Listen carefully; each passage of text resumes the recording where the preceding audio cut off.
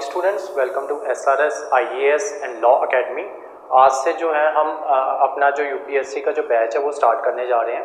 तो सबसे पहले जो है हम पॉलिटी कवर करेंगे, ठीक है। पॉलिटी शुरू करने से पहले मैं ना आपको कुछ जो बेसिक चीज़ें हैं यूपीएससी के बारे में वो बतानी चाहता हूँ कि किस तरीके से आपको जो है जो हमारी किस तरीके से क्लास चलेगी, एक तो वो बताना है मैंने आपको, और उसके अलावा कौन कौन सी जो है बुक्स जो है आपको वो फॉलो करनी है, क्योंकि इसमें जनरली आपने देखा होगा कि आपको कहा जाता है कि आपको एनसीईआरटीज पढ़नी है, ठीक है। लेकिन बच्चों को ये समझ नहीं आता कि कौन सी एनसीईआरटी पढ़नी है और उसका कौन कौन सा चैप्टर पढ़ना है, ठीक है। और उसके अलावा मैंने जो मेरे पुराने स्टूडेंट्स हैं वो तो जानते हैं कि जो हमारी इंस्टीट्यूट की जो अपनी बुकलेट्स हैं वो भी हम आपको प्रोवाइड करवाते हैं। लेकिन जो नए स्टूडेंट्स हैं उनको मैं बता देता हूँ कि हमारी ना जो इंस्टीट्यूट की जो बुकलेट होती है जो हम आपको प्रोवाइड करवाते हैं, वैसे तो ये जितनी भी आपकी ये जो पॉलिटी होगी ना ये हम लक्ष्मीकांत से कवर करवाएंगे, ठीक है। उसके अलावा जो लक्ष्मीकांत के जो प्रिसाइज नोट्स है ना वो हमने बनाए हुए हैं अपनी इससे जो हमारी इंस्टीट्यूट की बुकलेट है, ठीक है। उसमें जो है सारे नोट्स जो है वो कवर करवाए हुए हैं। उसके अलावा जब जो हमारी बुकलेट है ना उसमें हमने जो है इसकी ना चैप्टर वाइज जो है वो की हुई है, पार्टीशनिंग की हुई है। तो उसमें जो है जैसे मान लो कि आज हम पढ़ने जा रहे हैं एक टॉपिक, मान लो आज हम पढ़ने जा रहे हैं, ठीक है। तो हमने क्या किया है कि हमने जो अपनी बुकलेट का जो इंडेक्स बनाया हुआ है ना उसमें हमने साथ में मेंशन किया हुआ है कि इस एनसीईआरटी, इस क्लास की इस एनसीईआरटी का आपको ये वाला चैप्टर जो है वो पढ़ना है, ठीक है। तो जो हमारी क्लास होगी ना वो इस तरीके से चलेगी। मान लो आज मैंने आपको एक टॉपिक करवा दिया, तो आपको क्या करना है, जब आप घर जाओगे ना आपने ये जो बुकलेट है इसका जो है इंडेक्स पेज खोलना है, ठीक है। आपने देखना है कि वो टॉपिक जो है उस टॉपिक के अगेंस्ट हमने जो एनसीईआरटी की जो बुक और जो चैप्टर मेंशन किया है आपने बस उसको जाके रीडिंग मार देनी है, ठीक है। पॉलिटी में ऐसा कुछ नहीं होगा जो एडिशन करने वाला होगा, ठीक है। हिस्ट्री में भी ऐसा कुछ नहीं होगा जो एडिशन करने वाला होगा, क्योंकि जो नोट्स होंगे वो आपको यहीं पे बनवा के आपको भेजे जाएंगे, ठीक है। यहीं पे बनाओगे आप बैठ के क्लास में नोट्स, ठीक है। उसके अलावा अगर इन केस कुछ भी ऐसी एडिशन आती है जो आपने नोट्स में नहीं कवर की थी, ठीक है, उसको आपको वहां पे नोट डाउन कर लेना और मुझे भी बता देना कि सर ये चीज ऐसी थी। वैसे तो आपको ऐसी कोई भी चीज जो है वो मिलेगी नहीं, मान लो इन केस हो जाती है, ठीक है, मिल जाती है आपको ऐसी चीज कि सर ये चीज जो थी ये जो है एनसीईआरटी में बताई गई थी और आपने हमें ये नहीं करवाई है, ठीक है। तो आपने वो आके मुझे बतानी है। अगर तो आपके लिए रेलिवेंट होगी वो चीज, ठीक है, मैं फिर भी आपको बता दूंगा। अगर रेलिवेंट नहीं होगी मैं फिर भी आपको बता दूंगा कि नहीं इस चीज पे टाइम वेस्ट अपना मत करो, ठीक है। इस पे कोई भी क्वेश्चन जो है वो नहीं बनेगा, ठीक है। तो इस तरीके से आपको चलना है। ये जो है हमारी बुकलेट है, ठीक है, ये वाली इसकी पॉलिटी की, ठीक है, ये पॉलिटी की बुकलेट है और ये जो है उसका इंडेक्स बना हुआ है। ये देखो ये इंडेक्स बना हुआ है, ठीक है। इसमें हमने साथ में मेंशन किए हुए हैं चैप्टर्स, ठीक है। ये देखो चैप्टर साथ में मेंशन है और साथ में जो आपका जो एनसीईआरटी जो आपको पढ़नी है तो वो भी साथ में मेंशन है, ठीक है। तो आज मैं आपको सिर्फ एनसीईआरटीज लिखवा रहा हूँ कि कौन कौन सी जो एनसीईआरटी है वो आपको फॉलो करनी है। तो इसमें एक है 8th क्लास की जो एनसीईआरटी, इनको बाय कर लेना एनसीईआरटीज को। अगर बाय नहीं करनी ना तो ये ऑनलाइन भी मिलती है, ठीक है, ऑनलाइन डाउनलोड कर लेना। अगर नहीं मिलेंगी फिर भी मुझे बता देना, मैं आपको प्रोवाइड करवा दूंगा, ठीक है। सॉफ्ट कॉपीज जो इनकी वो प्रोवाइड करवा दूंगा, आप मुझे बता देना। तो लिखो क्लास 8th की एनसीईआरटी, क्लास इसकी 8th की एनसीईआरटी जिसका नाम है social and political life, social and political life. उसके बाद लिखो क्लास 9th की एनसीईआरटी, क्लास 9th की एनसीईआरटी जिसका नाम है democratic polity, democratic polity. Third लिखो 11th क्लास की एनसीईआरटी, 11th क्लास की एनसीईआरटी जिसका नाम है पॉलिटिकल थ्योरी, पॉलिटिकल थ्योरी। तो अब जब ये जो आपने बुक्स लिखी हैं कि कौन कौन सी बुक जो है, और उसके अलावा एक स्टैंडर्ड बुक आती है लक्ष्मीकांत की बुक, ठीक है, सबको पता है स्टैंडर्ड बुक आती है लक्ष्मीकांत की। जो तो बच्चे बिल्कुल नए हैं, ठीक है, जिन्होंने इस बुक के बारे में सुना भी नहीं है या इस बुक को खोल के भी नहीं देखा, वो बच्चे क्या करें, वो लक्ष्मीकांत की बुक जो है वो ना बाय करें, वो जो ये हमारी ये जो बुकलेट है ना इसी से पढ़ें, ठीक है। लेकिन जो बच्चे जिन्होंने एक बार लक्ष्मीकांत पढ़ ली है या उन्होंने आधी पढ़ ली है या उसके 1-2 चैप्टर्स पढ़ लिए हैं, ठीक है, फिर आप क्या करो, अगर तो आप हमारे स्टूडेंट हो गए, ठीक है, फिर तो ये बुकलेट जो है ये आपको प्रोवाइड करवा दी जाएगी, ठीक है। ये बुकलेट आपके पास मिल जाएगी। अगर आपने एक बार लक्ष्मीकांत पढ़ चुके हो ना फिर इस बुक पे शिफ्ट मत करना, हमारी बुकलेट पे शिफ्ट मत करना, इसी से पढ़ना, लक्ष्मीकांत से ही पढ़ना, ठीक है। हमने कुछ नहीं किया है, लक्ष्मीकांत के जो नोट्स थे ना या कुछ चीजें जो है आज लिखवाऊंगा जैसे लक्ष्मीकांत में नहीं मेंशन है वो, ठीक है, उनको उसमें मेंशन करके हमने जो है हमारी बुकलेट है उसमें डाल दी हुआ है, ठीक है। और थोड़ा सा इसको इजी बना दिया गया, जैसे ये जो आपकी लक्ष्मीकांत है इसमें 72 चैप्टर्स हैं और ये ऑलमोस्ट 600-700 पेजेस की बुक बन जाती है, ठीक है। और जो ये हमारी बुकलेट है ये ऑलमोस्ट 100-125 पेजेस की बुकलेट होगी, ये पेजेस नहीं मेंशन है, 100-125 पेजेस की बुक होगी ये, ठीक है। 100 से 125 पेजेस की होगी ये बुकलेट। तो हमने प्रिसाइज करके चीज़ों को, और जो जो इसमें एक्स्ट्रा चीज़ें लिखी हुई थी जो आपके एग्जाम पॉइंट ऑफ व्यू से जो आपके लिए इंपॉर्टेंट नहीं थी, उनको इसमें हमने अपनी बुकलेट में जो है इंक्लूड नहीं किया है, ठीक है। तो अब बुक्स आपको क्लियर हो गई कि कौन कौन सी जो बुक है उनको फॉलो करना है। अगर तो लक्ष्मीकांत पढ़ रखी है आपने, ठीक है, फिर तो लक्ष्मीकांत पे ही रहो, ठीक है।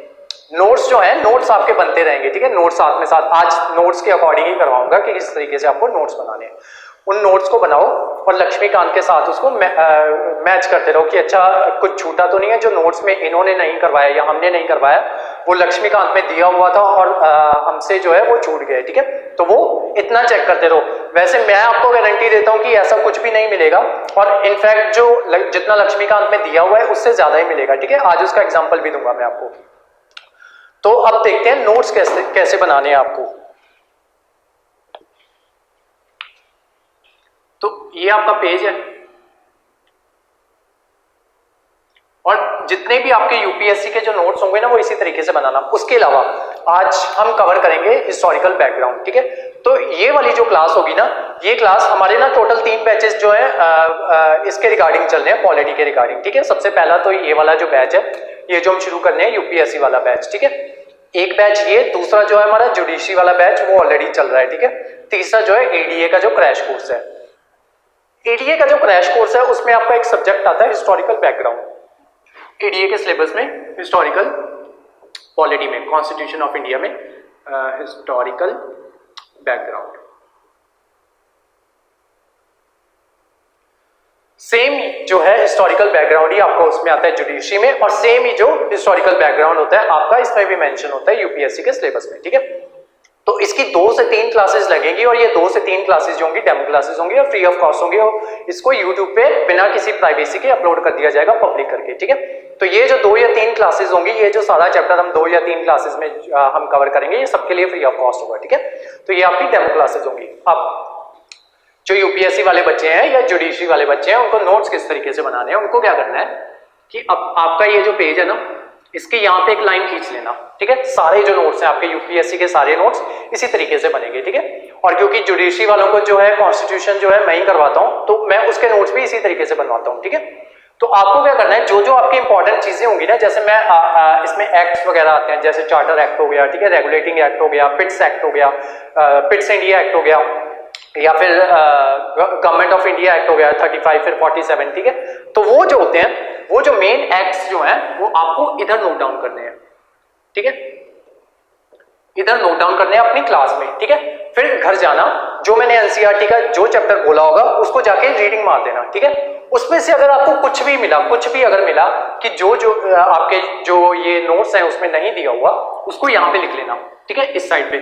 उसके अलावा इससे रिलेटेड कोई भी करंट न्यूज आती है, ठीक है, मान लो कि अभी चल रहा है 2022 चल रहा है, ठीक है, तो इनसे रिलेटेड कोई न्यूज नहीं आएगी, रिसेंटली कोई न्यूज नहीं आएगी। मान लो इन केस जो है न्यूज आ जाती है, जैसे 2019 गया, ठीक है, तो एक गवर्नमेंट ऑफ इंडिया एक्ट आया था 1919, ठीक है। तो 2019 में क्या हुआ था कि उस चीज को 100 साल कंप्लीट हो गए थे, ठीक है। तो उससे रिलेटेड गवर्नमेंट ने वो जो क्योंकि उसके 100 साल कंप्लीट हो गए थे, तो वो जो एक्ट था ऑटोमेटिकली इंपॉर्टेंट हो गया था, ठीक है। तो उससे रिलेटेड कुछ ना कुछ न्यूज में आया होगा 2019 में। आपको क्या करना है कि जो कुछ भी उससे रिलेटेड जो न्यूज में आया उसको इस साइड लिखना है, ठीक है, इस साइड पे। इस साइड पे जो आपके नॉर्मल नोट्स हैं वो चलते रहेंगे। उसके अलावा कोई भी न्यू इन्फॉर्मेशन आती है या कुछ भी आपको किसी और बुक से पता चलता है या उसके उस एक्ट के बारे में कुछ ना कुछ पता चलता है, या फिर कई बार क्या होता है कि कई बार क्वेश्चंस होते हैं इस तरीके से आ जाते हैं कि यूपीएससी ना उसकी कुछ अलग एक्सप्लेनेशन देती है, ठीक है। वो जो एक्सप्लेनेशन होती है, जब भी यूपीएससी कोई भी इस तरीके की एक्सप्लेनेशन होती है, हम उसको जो है आपके साथ शेयर कर देंगे, ठीक है। तो आपको क्या करना है कि मान लो इन केस ऐसा कुछ भी आता है तो उसको इस साइड पे नोट डाउन कर लेना है, ठीक है। बेसिकली कहने का जो मकसद ये है, या आपके नोट्स जो है इस तरीके का बनाने का मकसद ये है कि यहाँ पे जो है आपका सारा स्टैटिक पार्ट चलता रहे, यहाँ पे कुछ भी उससे रिलेटेड कुछ भी होता रहे, न्यूज में आता रहे, कुछ भी होता रहे, वो आप इस साइड पे लिख सको, ठीक है। न्यूज के लिए आपको अलग से जो है अलग से कॉपी ना बनानी पड़े, ठीक है। एक बार आपको बनानी पड़ेगी कॉपी, क्योंकि जब तक आपका सिलेबस नहीं कंप्लीट हो जाता सारा, ठीक है, तब तक आपको बनानी पड़ेगी। लेकिन जैसे जैसे जो आपका सिलेबस कंप्लीट होता जाएगा, जैसे अभी आज से आपने पॉलिटी स्टार्ट कर दी है, ठीक है, तो आज के बाद पॉलिटी से रिलेटेड जो कुछ भी आएगा वो पॉलिटी के जो ये होंगे आपके नोट्स होंगे उन्हीं में इंक्लूड करते जाना, ठीक है। और ये नोट्स इस तरीके से बनाना कि ये जो आपके नोट्स हैं ये मेंटेन रह सके 1-2 साल के लिए, ठीक है, क्योंकि 1 साल तो आपकी कोचिंग चलेगी, ठीक है, और उसके बाद जो है आपका जो एग्जामिनेशन का प्रोसेस है वो शुरू हो जाएगा, ठीक है। तो उससे रिलेटेड जो भी न्यूज आती है उसको आपको फॉलो करना है। उसके अलावा नोट्स आपने बना लिए इस तरीके से। अब ये जो नोट्स है ना कॉपी में मत बनाना, ठीक है। इन नोट्स के लिए जो तो बच्चे हैं यूपीएससी के, ठीक है, उनको क्या करना है, उनको ये जो नोट्स हैं ये बनाने हैं उस पे प्लेन शीट पे बनाने हैं, व्हाइट शीट पे। उसका रीजन ये होता है कि जब भी आपको एग्जाम में लिखने को आएगा ना, आपको व्हाइट शीट पे लिखने को आएगा, ठीक है। तो अगर आपकी यहीं पे प्रैक्टिस नहीं होगी कि व्हाइट शीट पे किस तरीके से लिखना है, तो आप जो है जब आप अपना एग्जाम देने जाओगे वहां पे जो है आप लैग करोगे, ठीक है। वहां पे आपकी जो लाइंस होंगी वो सीधी नहीं जाएंगी जब लिखने बैठोगे, ठीक है। तो इसी वजह से ये जो आपको है व्हाइट शीट पे करना है। उसके अलावा जो पीपीएससी के बच्चे हैं जो पीपीएससी के लिए प्रिपेयर कर रहे हैं, वो चाहे तो व्हाइट शीट पे भी बना सकते हैं, चाहे तो लाइनों वाली शीट पे भी बना सकते हैं, क्योंकि जो उनकी जो शीट होती है ना वो लाइनों वाली आती है। जब उनको मेंस में आंसर लिखने होते हैं ना तो उनकी शीट्स जो होती हैं वो लाइन वाली आती है। सेम गोज फॉर आपके जो जुडिशरी के बच्चे हैं, उनकी भी जो शीट्स होती हैं वो लाइन वाली आती हैं, ठीक है। मतलब ऐसे लंबी करके ऐसी शीट होती है आपकी, इस शेप में आपकी पीपीएससी की शीट होती है। ये आपका मार्जिन होता है, यहाँ पे लिखा होता है पीपीएससी, लिखा नहीं होता, ऐसे डॉट्स बने होते हैं, ठीक है, ऐसे पीपीएससी करके डॉट्स बने होते हैं, यहाँ पे भी होते हैं, ठीक है। इस तरीके से आपके डॉट्स बने होते हैं और एक मार्जिन ये ऊपर वाला होता है, और यहाँ पे आपको अपना पेपर करना होता है। यहाँ पे लाइंस बनी होती हैं, ठीक है, जैसे आपके रजिस्टर में लाइंस होती है ना वैसी लाइंस ही होती है यहाँ पे। और जो यूपीएससी होती है उसकी शीट इस तरीके से होती है। ये आपकी व्हाइट शीट है, ये दो साइड पे यहाँ पे मार्जिन होते हैं और एक मार्जिन होता है ऊपर, ठीक है। और यहीं पे आपका क्वेश्चन ऑलरेडी प्रिंटेड होता है, लिखा हुआ होता है आपका क्वेश्चन, ठीक है। और यहाँ पे जो होता है आपको आंसर देना होता है, ठीक है। ये जगह जो होती है खाली छोड़नी होती है, यहाँ पे जो आपका एग्जामिनर है वो मार्क्स देता है, यहाँ पे ये जगह भी जो होती है खाली छोड़नी होती है, ठीक है। यहाँ पे बस आंसर नंबर आता है कि कौन सा जो है आप आंसर देने जा रहे हो, ठीक है। तो ये जो होता है तरीका आपका कि जो शीट्स होती हैं वो किस तरीके की होती हैं और जो नोट्स मैंने बता दिए आपको किस तरीके से बनाने हैं। तो आपको जो आपके नोट्स हैं वो पेजेस पे बनाने हैं। उसके बाद एक टॉपिक के नोट्स है ना उनको एक साथ कर लेना। मान लो एक टॉपिक जो है जब वो फिनिश हो जाएगा, हमारा ये जो टॉपिक है 2 या 3 क्लासेस में फिनिश हो जाएगा, तब इन सारे नोट्स को ना जब आपके नोट्स जो है कवर हो जाएंगे, पीछे 1-2 एक्स्ट्रा पेजेस लगा के ना स्टेपल कर लेना उनको, ठीक है। उसके बाद जो है आपका एक टॉपिक जो है वो रेडी हो जाएगा। अब जब इसको पढ़ना है ना आपको, अब आपको ना तो दोबारा लक्ष्मीकांत पे जाने की जरूरत है, ना ही आपको दोबारा जो है एनसीईआरटी पढ़ने की जरूरत है, ठीक है। जब एग्जाम देने बैठोगे ना, सिर्फ ये जो नोट्स हैं इनको पढ़ना है आपको बार बार, ठीक है, बार बार इनकी रिवीजन करनी है, ठीक है। तो इस तरीके से जो है आपके नोट्स रेडी होंगे। अब चलते हैं आज की क्लास की तरफ कि आज जो है हमने क्या कवर करना है। आज हम कवर करने जा रहे हैं हिस्टोरिकल बैकग्राउंड, ठीक है। पॉलिटी में फर्स्ट टॉपिक जो होता है हिस्टोरिकल बैकग्राउंड का होता है। इस टॉपिक में बच्चों को जनरली प्रॉब्लम ये रहती है कि इसमें एक्ट्स बहुत सारे हैं, ठीक है। उसमें कुछ वर्डिंग ऐसी है जो बच्चों को जनरली समझ नहीं आती। उसके अलावा जो बच्चे वर्डिंग जो है उसको समझ लेते हैं, लेकिन वो क्या करते हैं कि वो ना एक्ट्स में कंफ्यूज हो जाते हैं कि ये वाली प्रोविजंस कौन से एक्ट में दी थी, ठीक है, या ये वाली बातें कौन से एक्ट में की गई थी। उसके लिए क्या होता है कि इस तरीके इसको ना लिंक करना होता है आपको हिस्ट्री के साथ, ठीक है, मॉडर्न हिस्ट्री के साथ लिंक करना होता है। उसको कहते हैं लॉ ऑफ कनेक्टिविटी, ठीक है। आज जो है मैं आपको लॉ ऑफ कनेक्टिविटी भी सिखाऊंगा, ठीक है। तो लॉ ऑफ कनेक्टिविटी से ही शुरू करेंगे। तो जो आपका जो पहला जो एक्ट था ना वो था आपका रेगुलेटिंग एक्ट ऑफ 1777, ठीक है। इसने क्या किया, ये बेसिकली इसने सुप्रीम कोर्ट बना दिया था, ठीक है। बंगाल में सुप्रीम कोर्ट बना दिया था, और जो बंगाल के अलावा जो बाकी जो 3 प्रोविंसेस थी इनकी, जहां पे जो ब्रिटिश जो है वो राज किया करते थे। एक चीज और, आज शुरू करने जा रहे हो ना अपना यूपीएससी शुरू करने जा रहे हो, तो एक चीज का ध्यान रखना, हमेशा जो ब्रिटिश वाले लोग होंगे ना, ब्रिटिश के लोग होंगे, उनको ब्रिटिशर्स नहीं कहा जाता है, उनको ब्रिटिश ही कहा जाता है, ठीक है। अगर कोई ब्रिटिशर बोल रहा है, ब्रिटिशर ये बोल रहा है, ऐसा कोई वर्ड जो है वो एग्जिस्ट ही नहीं करता है, ठीक है। तो ब्रिटिशर जैसी कोई चीज नहीं होती, ब्रिटिश होता है, ठीक है, ब्रिटिश होता है, याद रखना। और जो आप जब भी आंसर लिखोगे, मेंस आंसर राइटिंग प्रैक्टिस करोगे, वहां पे भी ध्यान रखना है इस चीज का, हमेशा ब्रिटिश लिखना है, कहीं पे भी ब्रिटिशर जो है वो नहीं लिखना है, ठीक है, ये छोटी छोटी ट्रिक्स होती हैं जो आपको हेल्प करती हैं। मतलब आप बार बार ब्रिटिशर ब्रिटिशर ब्रिटिशर लिख के आओगे ना वहां पे, तो जो एग्जामिनर होगा वो समझ जाएगा कि अच्छा ठीक है, इसको ना इतने अच्छे से आता नहीं है, चीजों का पता नहीं है इसको। ठीक है, चलो अब जो है ये जो बच्चे मैं बता रहा था कि बच्चे जो है जनरली क्या करते हैं कि इस चीज को ना कंफ्यूज कर जाते हैं या भूल जाते हैं, उनको पता नहीं चलता। उसका भूलने का रीजन ये है कि उनको ना स्टोरी वाइज पता नहीं होता कि चीजें जो है किस तरीके से चली थी। सबसे पहले तो अब ब्रिटिश वालों ने क्या किया कि वहां पे क्या कर दिया, आपका सुप्रीम कोर्ट जो है उसमें बंगाल में बना दिया। अब सुप्रीम कोर्ट बंगाल में बना है तो उसके पीछे कुछ रीजंस रहे होंगे कि जो सुप्रीम कोर्ट है वो बंगाल में ही क्यों बना। ठीक है, ये सुप्रीम कोर्ट सबसे पहली बात लाने की जरूरत क्या पड़ी। ठीक है, उसके पीछे कुछ रीजंस रहे होंगे। अब जो है वो सुप्रीम कोर्ट है वो बंगाल में ही क्यों बना। ठीक है, बंगाल में क्यों बना, फिर उससे पीछे ये जो ब्रिटिश जो थे ये इंडिया आए क्यों। ठीक है, अब जब इंडिया आए तो ये सबसे पहले ब्रिटिश आए या कोई और आए थे। ठीक है, तो सबसे पहले पोर्चुगीज आए थे। अब जब पोर्चुगीज इंडिया आए तो सबसे पहले वो हमने पढ़ा है कि वो कहां पे उतरते हैं, जैमोरिन के पास जाते हैं, कैलीकट में। ठीक है, तो जो इंडिया है उस टाइम पे राज हुआ करता था मुगल्स का। ठीक है, लेकिन ये जैमोरिन के पास ही क्यों गए। ठीक है, उसके पीछे भी कुछ रीजंस रहे होंगे। जब इन सब रीजंस का नहीं पता होता ना और कहानी हम एकदम बीच से शुरू कर देते हैं, वहां पे क्या होता है कि फिर जो चीजें होती हैं वो आपको क्लियर नहीं होती। आप बस एक जगह से कहानी जो होती है वो शुरू कर देते हो और चीजों का आपको पता नहीं होता, और इस वजह से आप चीजों को लिंक नहीं कर पाते। ठीक है, तो जो हमारी आज की क्लास होगी ना, आज की क्लास जो है हम शुरू करेंगे 1600 से शुरू करेंगे। मैं आपको एक ओवरव्यू दूंगा। ठीक है, आपको कुछ नहीं करना है, इसका कोई भी नोट्स नहीं बनाने हैं। हाँ, अपनी लैंग्वेज में जो कुछ भी मैं बताता जा रहा हूँ ना, जैसे अपने नोट्स हैं, तो अपनी लैंग्वेज में ना एक स्टोरी बना लेना।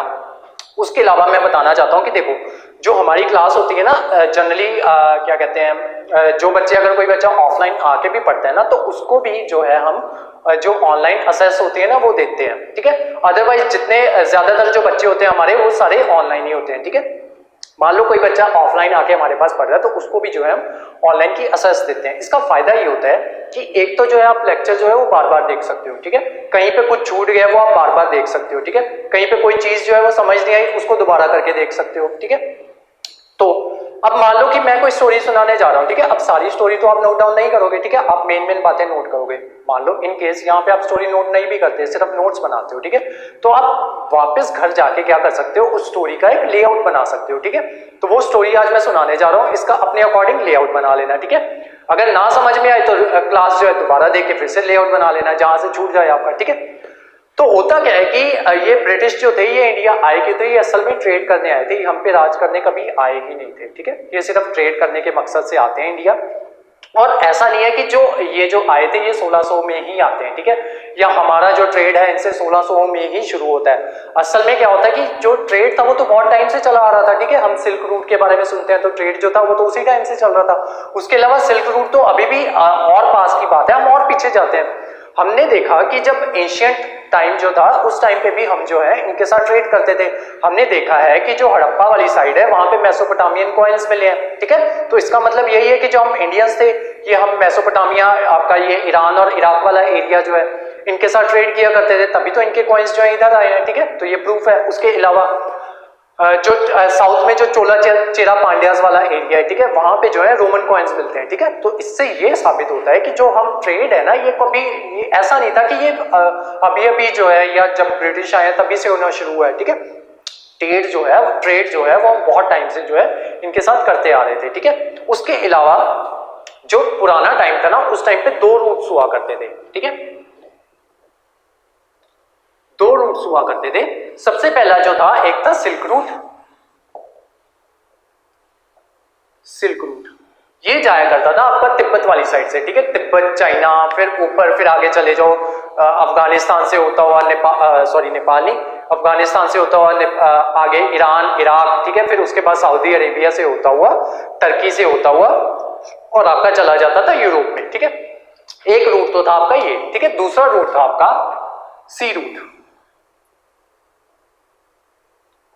इस रूट से क्या होता था, ये कहानी जो है ना ये बतानी जरूरी है। मतलब ये मत समझना कि हम करने तो पॉलिटी जा रहे हैं, हम चले गए हैं हिस्ट्री में। ठीक है, ये कहानी बतानी जरूरी है क्योंकि मैंने जो है ना आपको धीरे धीरे 1773 तक लेके आना है। उस टाइम पे जो ब्रिटिश जो है उनके सर्कमस्टांसेस क्या थे या इंडिया में क्या सर्कमस्टांसेस चल रहे थे, उन्हीं वजहों से जो है आपको ये समझ में आएगा कि जो 1773 के जो एक्ट था उसके अंदर जो प्रोविजंस थी वो ये प्रोविजंस क्यों थी, ठीक है। और उसी से जो है आपकी स्टोरी जो है वो आगे बढ़ेगी। और जो प्रोविजंस है ना, आज की क्लास करने के बाद जो प्रोविजंस है आप कभी नहीं भूलोगे, ठीक है।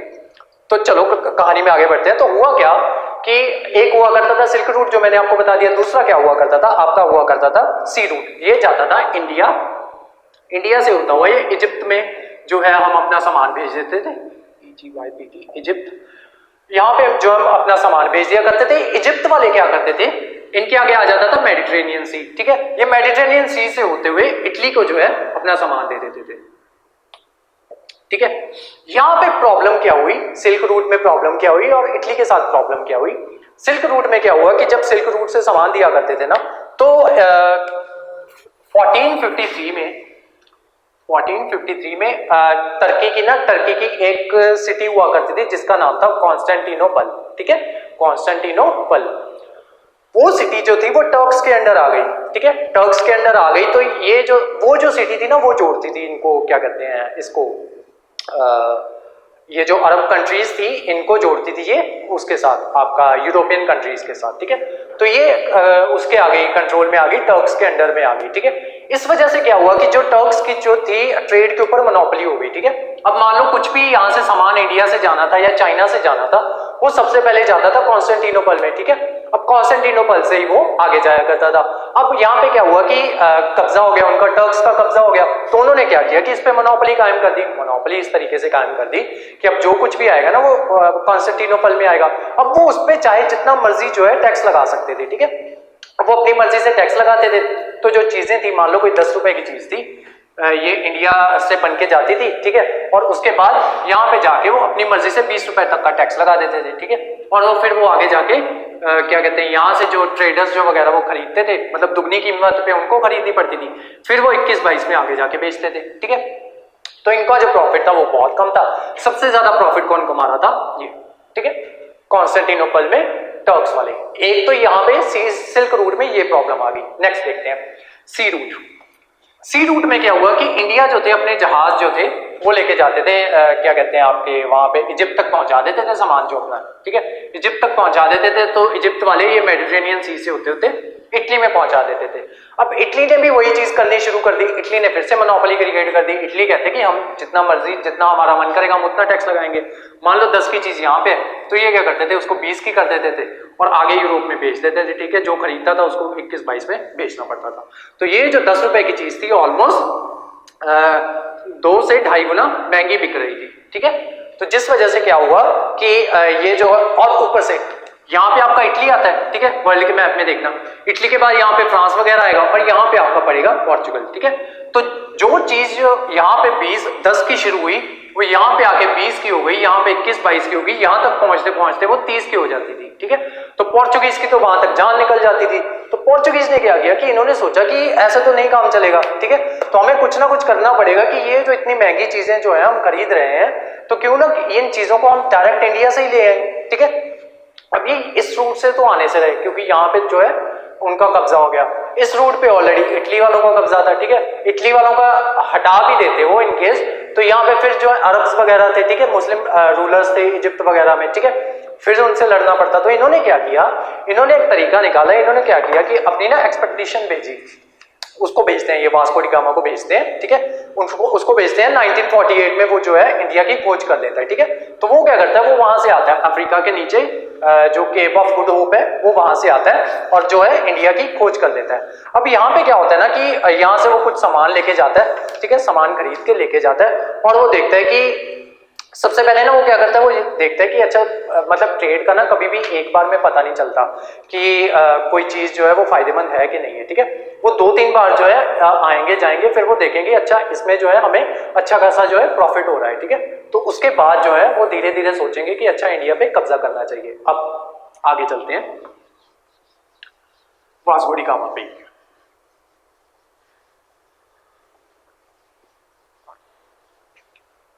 वास्को डी गामा ने इंडिया की खोज कर ली, ठीक है।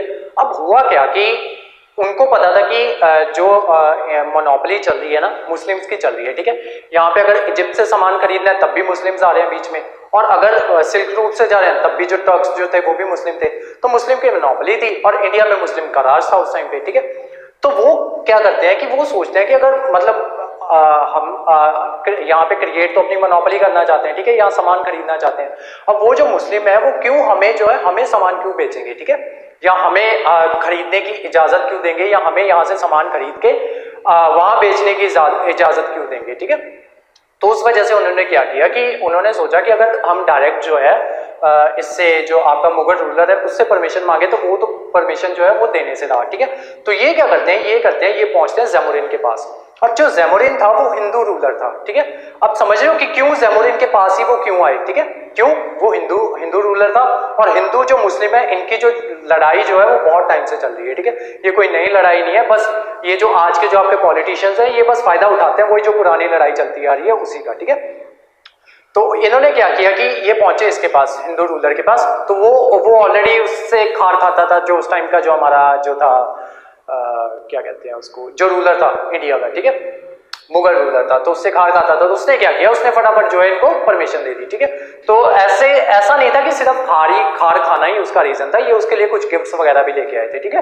वो जो है वो हमारा हिस्ट्री का पार्ट है, हम सिर्फ अभी पॉलिटी पे फोकस करेंगे।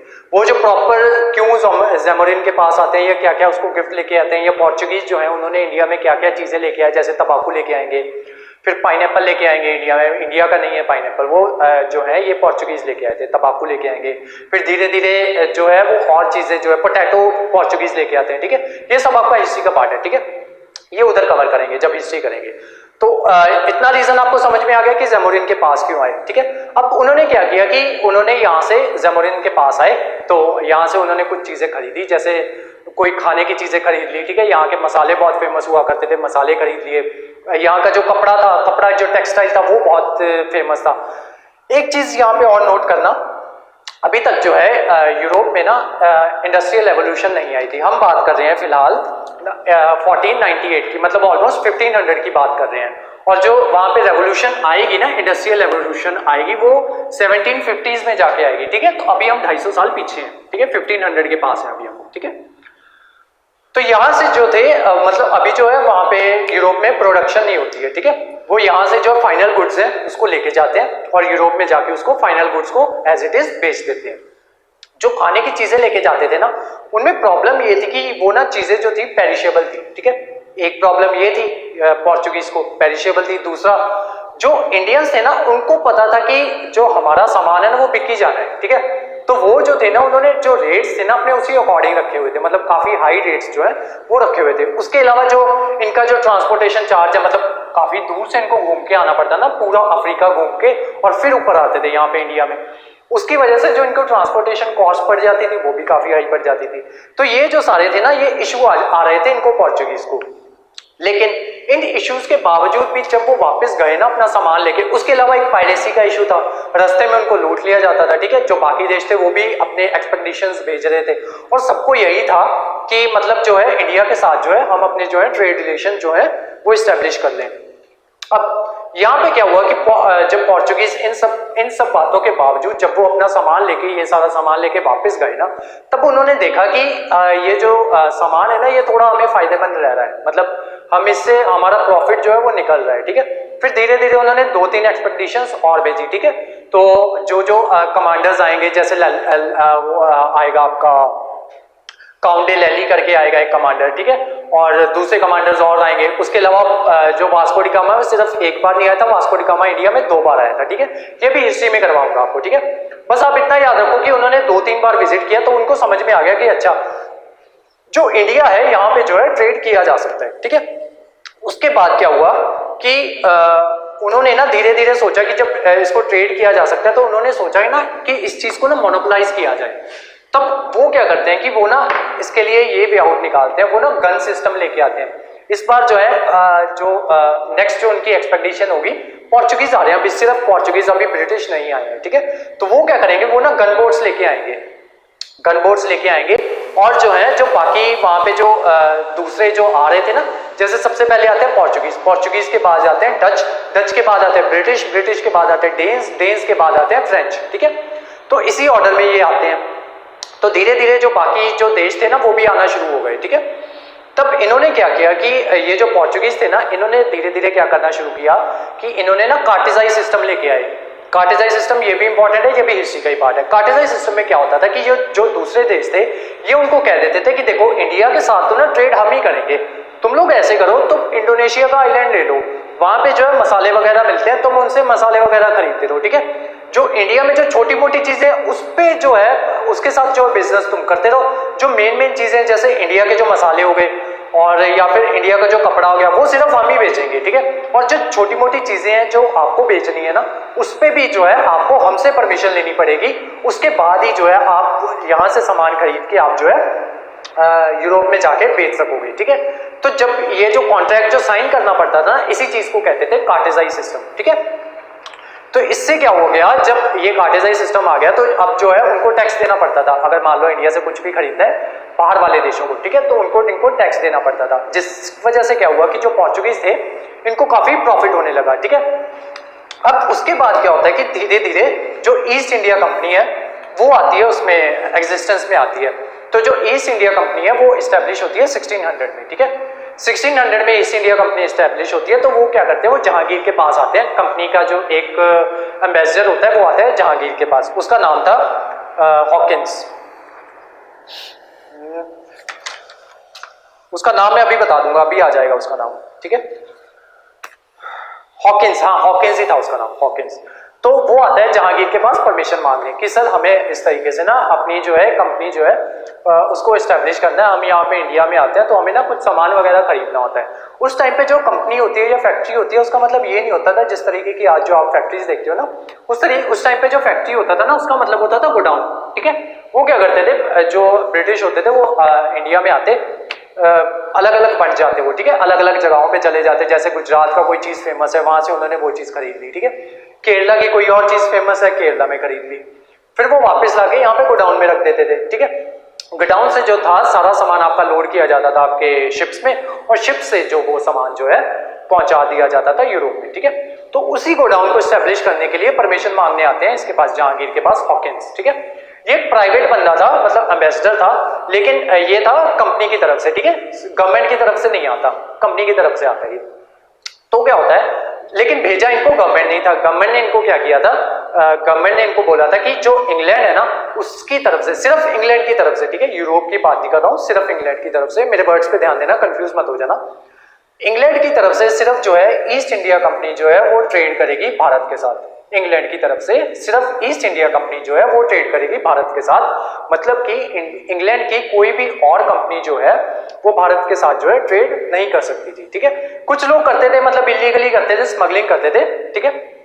वो जब आप पढ़ोगे ना, क्या कहते हैं, आपकी एनसीईआरटी पढ़ोगे उसकी 8th क्लास की, ठीक है, तब वहां पे आपको समझ में आएगा कि कुछ लोग जो थे वो क्या करते थे, स्मगलिंग किया करते थे, ठीक है, मतलब चोरी छुपे जो है इंडिया से सामान खरीद के वहां बेच दिया करते थे। लेकिन जो ऑफिशियल जो है वो मिला हुआ था वो सिर्फ इनको मिला हुआ था, ब्रिटिश ईस्ट इंडिया कंपनी को, कि ब्रिटिश की तरफ से सिर्फ जो ब्रिटिश ईस्ट इंडिया कंपनी है वही जाएगी और इंडिया के साथ ट्रेड करेगी। तब वहां पे जो है उन्होंने हॉकिंस को भेजा कि आप ऐसे करो, जहांगीर के पास जाओ, इंडिया का जो रूलर है, उससे बोलो कि हमें यहाँ पे कंपनी स्टैब्लिश करनी है, तो आप जो है हमें जगह दे दो। अब जहांगीर जो है उसने क्या किया कि जहांगीर ने अपने मंत्रियों से पूछा कि ऐसे करके ये बंदा आया तो बताओ क्या किया जाए। तो उसके मंत्रियों ने कहा कि देखो सर, पोर्चुगीज के साथ ना हम काफी टाइम से काम कर रहे हैं, ठीक है, उनके साथ काफी टाइम से बिजनेस कर रहे हैं। पोर्चुगीज ने धीरे धीरे जो है अपनी जो कोस्टल एरिया ना वहां पे जो अपने धीरे धीरे जो फैक्ट्रीज थी उनको एस्टैब्लिश करना शुरू कर दिया था, ठीक है। तो इनकी उनके साथ भी बात हो गई थी मुगल्स के साथ। तो क्या कहते हैं, जहांगीर ने जब पूछा अपने मंत्रियों से, तो मंत्रियों ने कहा कि सर हमारे अच्छे भले रिश्ते चल रहे हैं इनके साथ, पोर्चुगीज के साथ, हम अभी ये जो नई कंपनी आई है हमें पता भी नहीं है किस तरीके की कंपनी है, क्या करने आई है, ठीक है, हम इसकी वजह से जो अपने रिश्ते जो पोर्चुगीज के साथ खराब कर लें। तो जहांगीर ने जो है उस टाइम पे जो ये हॉकिंस आया था इसको परमिशन देने से कंपनी एस्टेब्लिश करने के लिए मना कर दिया, ठीक है। अब जो इसके आगे की जो कहानी है ना वो थोड़ी सी टेक्निकल है।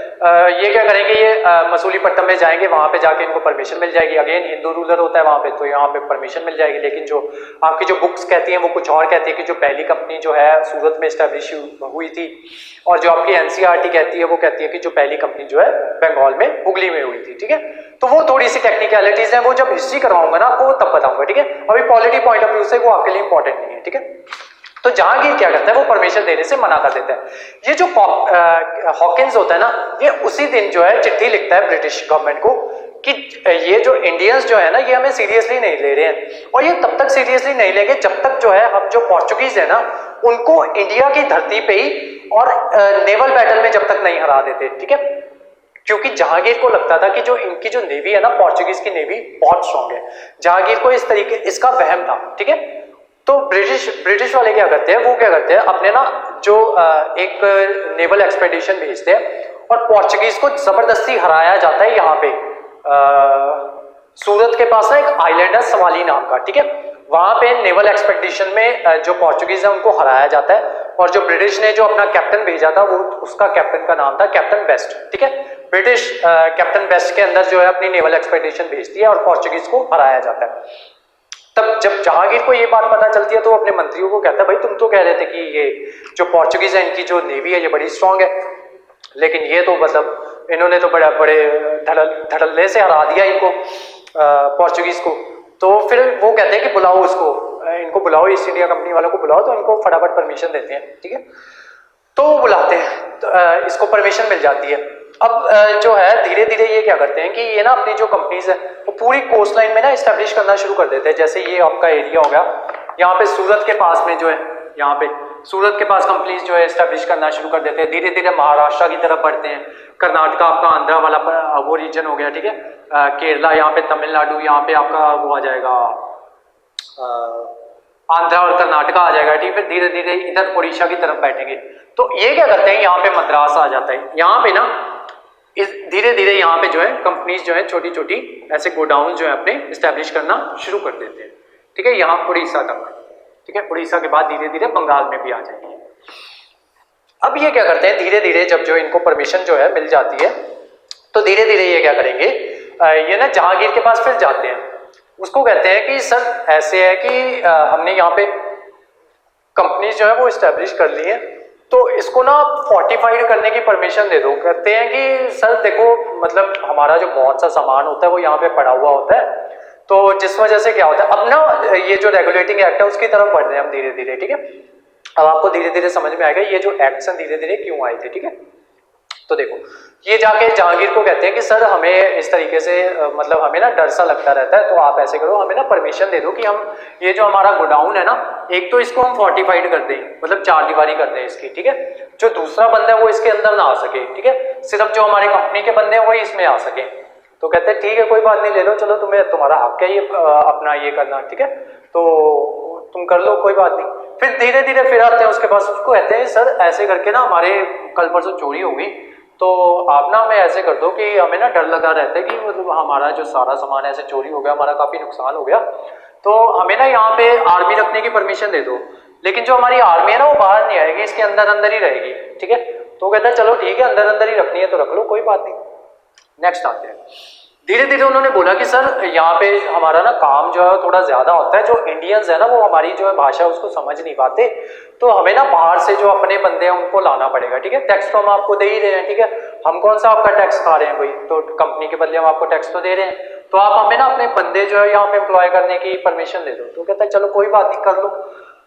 फिर उसके बाद वो कहते हैं कि सर देखो ऐसा है कि ये जो अंदर वाले बंदे हैं ना, इनके ऊपर जो रूल्स और रेगुलेशंस है ना, वो भी प्लीज आप ऐसे करो कि जो हमारे जो ब्रिटिश में रूल्स और रेगुलेशंस लगते हैं ना, बस वही लगे, आपके इंडिया वाले ना लगे रूल्स एंड रेगुलेशन। थोड़ी देर के लिए तो जहांगीर सोचता है मतलब ये क्या करने क्या जा रहे हैं। बाद में बाद में वो कहते हैं कि सर वो जो रूल्स एंड रेगुलेशन है ना, इसी चार दीवारी के अंदर अंदर ही रहेंगे, मतलब हम आपके इंडिया में दखल अंदाजी नहीं करेंगे, इंडिया के बाहर क्या हो रहा है या इस चार दीवारी के बाहर क्या हो रहा है। वो कहता है चलो कोई बात नहीं, ये भी परमिशन दे देते हैं। फिर धीरे धीरे क्या होता है कि जब यहाँ पे जो है ऐसे कंपनीज ऐसे इसी तरीके की फोर्टिफाइड कंपनीज जो है इस्टेब्लिश होना शुरू हो जाती है, तब ये ब्रिटिश वाले क्या करते हैं, वो कहते हैं कि सर हमारी ना ये कंपनीज जो है ना ये बिखरी बिखरी सी हैं, तो आप ना हमें ऐसे करो, हमें ना हेडक्वार्टर्स बनाने की परमिशन दे दो। मतलब एक हेडक्वार्टर है जो है हम सूरत के आसपास बना लेते हैं, दूसरा हेडक्वार्टर जो है हम मद्रास के आसपास बना लेते हैं, तीसरा हेडक्वार्टर जो है बंगाल के आसपास बना लेते हैं, ठीक है। तो कहते हैं चलो ठीक है बना लो। तो वो जब अब जो कंपनी होती थी ना, उसको जो हेड किया करता था वो किया करता था प्रेसिडेंट, कंपनी का जो हेड होता था प्रेसिडेंट हुआ करता था। और ये जो हेडक्वार्टर है इसका इसका जो हेड हुआ करता था उसको बना दिया गया गवर्नर। ठीक है, तो 3 गवर्नर्स हो गए इंडिया में। एक गवर्नर ऑफ ये इधर वाला सूरत वाला, दूसरा ये सूरत में नहीं थी, सॉरी ये बॉम्बे में थी। ठीक है, एक गवर्नर हो गया बॉम्बे का, दूसरा हो गया मद्रास का, तीसरा हो गया बंगाल का। ठीक है, 3 गवर्नर्स हो गए और जो कंपनी के जो प्रेसिडेंट हुआ करते थे वो इसको आंसरेबल हुआ करते थे गवर्नर को। ये 3 ये बन गए। उसके बाद क्या हुआ कि धीरे धीरे इनकी जो है बाकी जो वो होंगे, मैंने आपको बताया ना कि पोर्चुगीज भी थे, डच एंड डेन्स भी थे, देन आपके फ्रेंच भी थे। ठीक है, इस वजह से क्या होगा कि अब जो ब्रिटिश जो है ये मुगलों के ज्यादा करीब हो जाएंगे और ये जो क्या करेंगे धीरे धीरे जो बाकी देश है ना उनको निकालना शुरू कर देंगे। ठीक है, तो इनकी लड़ाइयां होंगी। सबसे पहले इनकी पोर्चुगीज के साथ लड़ाई होगी, पोर्चुगीज को निकाल के भगा देंगे। ठीक है, फिर इनकी लड़ाई होगी डच के साथ। ठीक है, पोर्चुगीज के बाद डच आए थे, मैंने आपको बताया था, डच के साथ लड़ाई होगी। तो डच वालों को ये बोलेंगे कि देखो भाई भाई बनते हैं, लड़ाई नहीं करते, तुम ऐसे करो, तुम ना ये जो इंडोनेशिया वाला आइलैंड है तुम वो ले लो। ठीक है, वहां से मसाले वसूले खरीदते रहो और ट्रेड करते रहो। ठीक है, हम तुम्हारे मसलों में नहीं टांग अड़ाएंगे, तुम हमारे मसलों में नहीं टांग अड़ाना। तो डच भी निकल गए।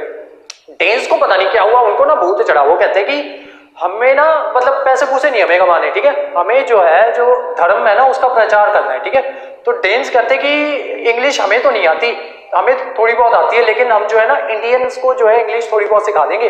तो फिर जो है उनको क्रिश्चियनिटी से इंट्रोड्यूस करवा देंगे। तो धीरे धीरे ना हम यही काम करते रहेंगे और इसमें जो पैसा वगैरह लगेगा तो हम क्या करेंगे, जो अपनी कंपनीज है ना वो ब्रिटिश वालों को बेच देंगे और उससे पैसा पूसा करके तो जो ये जो है हम यहाँ पे जो अपने ये जो है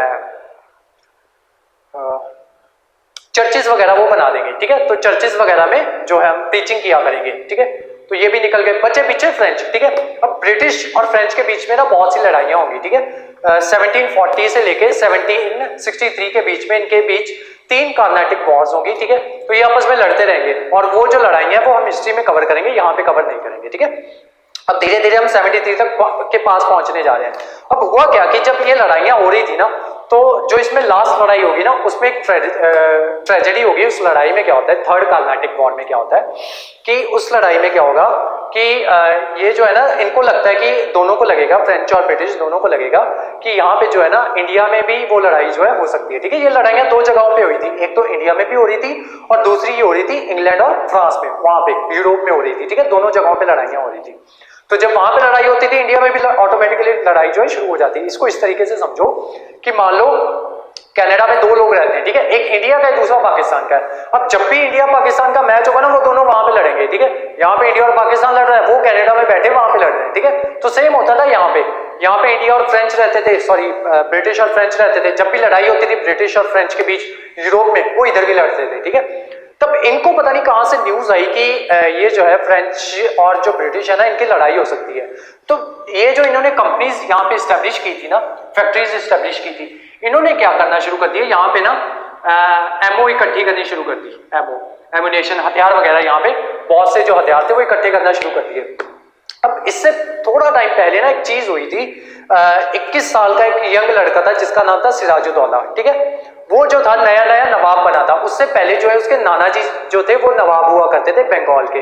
बंगाल उस टाइम पे जो इंडिया का जो रिचेस्ट एरिया था ना वो बंगाल का था। ठीक है, सबसे अमीर और सबसे जो फर्टाइल लैंड थी वो इसकी थी, बंगाल की। ठीक है, तो जो उसके जो ग्रैंडफादर थे ना, नाना जी थे सिराजुद्दौला के, उनकी डेथ हुई थी जिनका नाम था अलीवर्दी खान। वो बंगाल के नवाब हुआ करते थे। जब इनकी डेथ हो गई तो सिराजुद्दौला जो 21 साल का लड़का था उसको नवाब बना दिया गया। और जब इसको नवाब बना दिया गया तो यंग एज का लड़का था। ठीक है, तो अंदर वो होता है ना कि यंग एज में जो आपका खून होता है वो वाले मारता है, या कोई आपकी बात नहीं सुनता तो आपको बड़ा गुस्सा आता है। हुआ क्या, जब इसको पता चला कि बंगाल में जो है ब्रिटिश और फ्रेंच जो है इन्होंने क्या करना, बहुत से हथियार इकट्ठे करने शुरू कर दिए, तो ये पहुंचा इनके पास, दोनों को बुलाया, मीटिंग करवाई इसने, बुलाया कि मतलब ये क्या तुमने ढोंग रचा हुआ है कि ये जो तुम अपने इसमें तुम्हें इसके लिए परमिशन दी थी हमने, क्या कहते हैं, ट्रेड करने के लिए, तो तुम ये क्या हथियार यहाँ पे इकट्ठे करने बैठे हो। तो ये जो फ्रेंच वाले थे ना वो बात मान गए इसकी कि ठीक है चलो हम जो है हथियार नहीं इकट्ठे करते। ब्रिटिश वाले कहते हैं ये बच्चा, इसको क्या पता है, ठीक है, कि लड़ाई होनी है कि नहीं होनी, लड़ाई तो होगी, ठीक है, और हम तो हथियार जो है वो ऐसे इकट्ठे करते रहेंगे। इसको देख के इस बंदे को आ गया गुस्सा, सिराजुद्दौला को गुस्सा आ गया। उसने क्या किया कि अपनी जो आर्मी है ना कासिम बाजार भेजी। कासिम बाजार में इनकी एक फैक्ट्री हुआ करती थी ब्रिटिश वालों की, ठीक है। अपनी जो है आर्मी यहाँ पे भेजी। उसकी आर्मी इतनी बड़ी थी ना, उसको देख के ब्रिटिश वाले डर गए, वो वहां से भागना शुरू कर दिए। और ऑलमोस्ट 146 जो ब्रिटिश थे ना, इंक्लूडिंग जो विमेन और चिल्ड्रन, वो फंस गए। इनको कैप्चर कर लिया गया इसकी आर्मी द्वारा, सिराजुद्दौला की आर्मी द्वारा। इसको कैप्चर करके जुलाई के दिन थे, सॉरी जून का टाइम था, वो मई जून का टाइम था, गर्मियों का टाइम था, मई जून का टाइम था। तो उनको ना एक जगह पे बंद कर दिया, एक कमरे में बंद कर दिया, जिसका ना सिर्फ ऐसा पूरा 4 दीवारी बंद थी उस कमरे की, ठीक है। और यहाँ पे ना एक छोटी सी खिड़की थी बस, ठीक है। तो वो लोग पूरा एक दिन, उनको एक रात एक दिन बंद किए रखा। जब सुबह उठ के देखा तो जो 143 लोग थे ना, 146 लोग थे, उनमें से सिर्फ 43 जो है वो जिंदा बचे थे, ठीक है। इस ट्रेजेडी को कहा जाता है ब्लैक होल ट्रेजेडी, ठीक है। इसी वजह से आपकी जो बैटल ऑफ पलासी होगी और उसके बाद बैटल ऑफ बक्सर होगी और उसके बाद जो है आपके ये जो रेगुलेटिंग एक्ट्स जो है वो आने शुरू हो जाएंगे, ठीक है। तो इसको आगे बढ़ाते हैं हम कहानी को। ये जो ब्लैक होल ट्रेजेडी होती है ना, इसके बारे में ये जो बताता है ना, इसी ट्रेजेडी में जो 43 लोग बचे थे ना, 43 लोग जो बचे थे, उसका जो एक सर्वाइवर था जिसका नाम था हॉलवेल, ठीक है। उसी ने ये जो सारी स्टोरी बताई है कि इस तरीके से सिराजुद्दौला की जो आर्मी थी उसने जो है हमें इस तरीके से कैप्चर कर लिया था। और उसकी वजह से ये जो सिर्फ 43 लोग बचे थे 146 में से, ठीक है। 103 लोग जो है उनको सफोकेशन से वो जो है मर गए थे। अब ये जो मैंने आपको बताया था ना, कार्नेटिक वॉर्स हो रही थी ब्रिटिश में भी, सॉरी इंग्लैंड में भी, और यूरोप में भी, और यहाँ पे भी आपके इंडिया में भी। जो इंडिया में वॉर्स हो रही थी ना, उसका एक हीरो था जिसका नाम था रॉबर्ट क्लाइव, ठीक है। ये नाम इंपॉर्टेंट है हिस्ट्री पॉइंट ऑफ व्यू से भी और आपका पॉलिटिकल पॉइंट ऑफ व्यू से भी। रॉबर्ट क्लाइव ये जो था उस वॉर का हीरो था, ठीक है। अब ये भी यंग लड़का था, तो इसने देखा, ये कहता कि मैं बदला लूंगा इस चीज का, ये जो ब्लैक होल ट्रेजेडी हुई है ना, इसका मैं बदला लूंगा।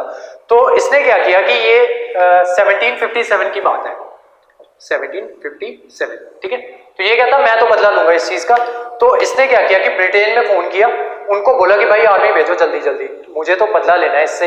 ये जो हमारे ये जो मारे गए हैं, सिविलियंस मारे गए हैं, बच्चे मारे गए हैं, विमेन मारी गई हैं, इसका मैं बदला लूंगा। तो ब्रिटिश ने क्या किया, अपनी जो है आर्मी भेजी, ठीक है। आर्मी के जो भेजी थी उसके साथ जो इन्होंने अपना एक एडमिरल भेजा था ब्रिटिश नेवी का, जिसका नाम था वॉटसन, ठीक है। ये यहाँ पे पहले से ही था। क्लाइव जो था यहाँ का गवर्नर था, बंगाल का गवर्नर था वो, और इसको एडमिरल को भेज दिया। कौन था? वॉटसन। तो जो इनकी टोटल आर्मी थी ना उस टाइम पे, वो थी 5000, ठीक है। इतनी आर्मी थी इसके पास, दोनों के पास। तो ये क्या करते हैं कि ये कहते हैं कि हम ना बदला लेंगे, हमने सिराजुद्दौला से बदला लेना है। तो ये क्या करते हैं, ये प्लानिंग बनाते हैं, ठीक है। मीनवाइल ना 2 मर्चेंट्स होते हैं, जिनका एक का नाम होता है ओमीचंद, दूसरे का नाम होता है जगत सेठ। ये दोनों जो मर्चेंट्स होते हैं ना, ये होते हैं बंगाल के मर्चेंट होते हैं। ये इन दोनों के पास जाते हैं, इनको कहते हैं कि हमने सुना है आप इस तरीके से जो सिराजुद्दौला है उससे बदला लेना चाहते हो, तो हम ना उसमें आपकी मदद कर सकते हैं। तो कहते हैं तुम मदद क्यों करोगे? कहते हैं वहां से जो कुछ जीतोगे थोड़ा बहुत हमें दे देना। कहते हैं चलो ठीक है।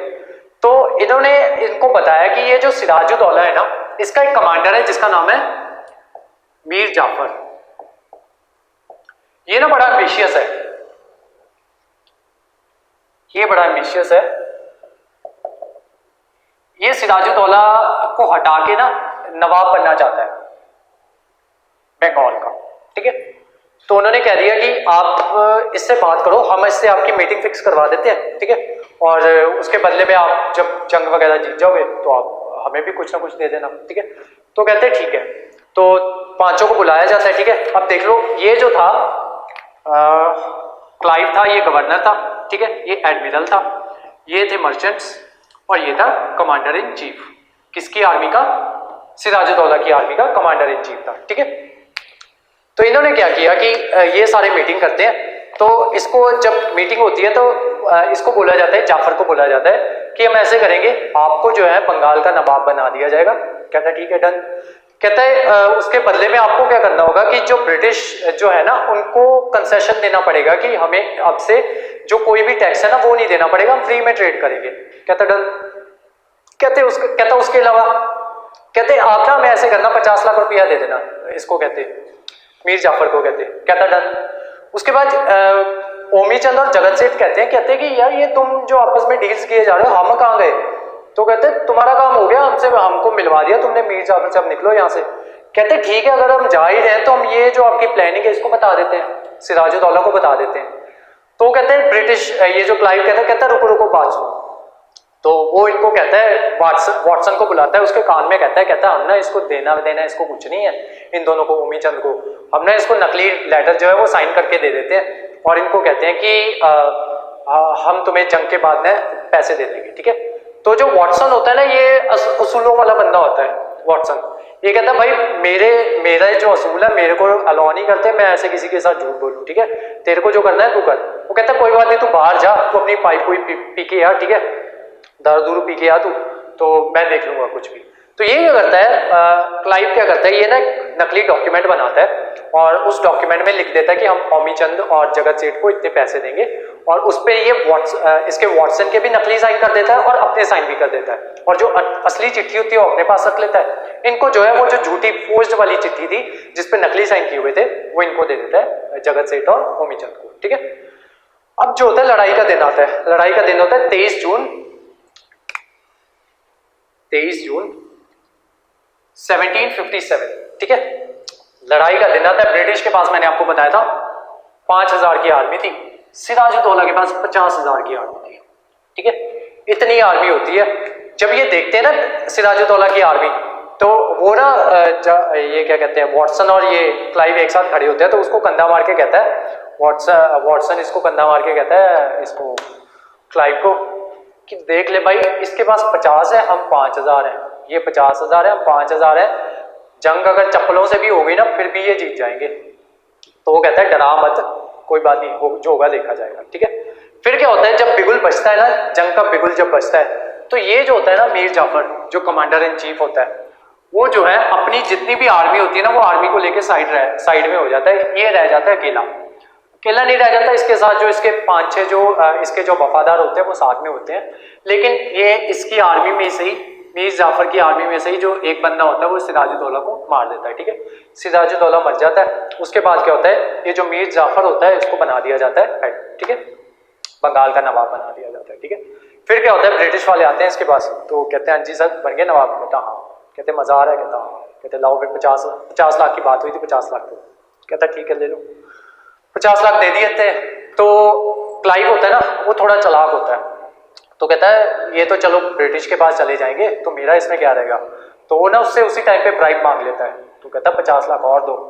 कहता है यार इसकी तो बात नहीं हुई थी। कहता कोई बात नहीं हुई थी तो कोई बात नहीं, तो दे दे, बहुत है तेरे पास। तो 50 लाख भी दे देता है, ठीक है।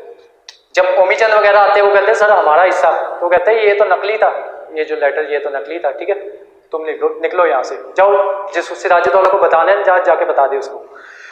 तो ये भी साइड में हो जाते हैं। अब जो क्या होता है कि अगले साल ना ये सब हो जाता है, 58 में ये 57 में ये सब हो जाता है, ठीक है।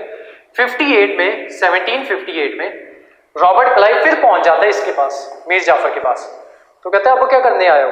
कहता वो हमारी बात नहीं हुई थी 50 लाख वाली। तो कहता वो तो पिछले साल हुई थी। कहता नहीं हर साल देना पड़ेगा। तो कहता है चलो ठीक है ले जाओ। तो 50 लाख अगले साल ले लेता है। अगले साल फिर पहुंच जाता है क्लाइव, 50 लाख को फिर डिमांड करता है। इस बार जो है मीर जाफर जो है ये मना कर देता है, कहता मेरे पास ही 50 लाख।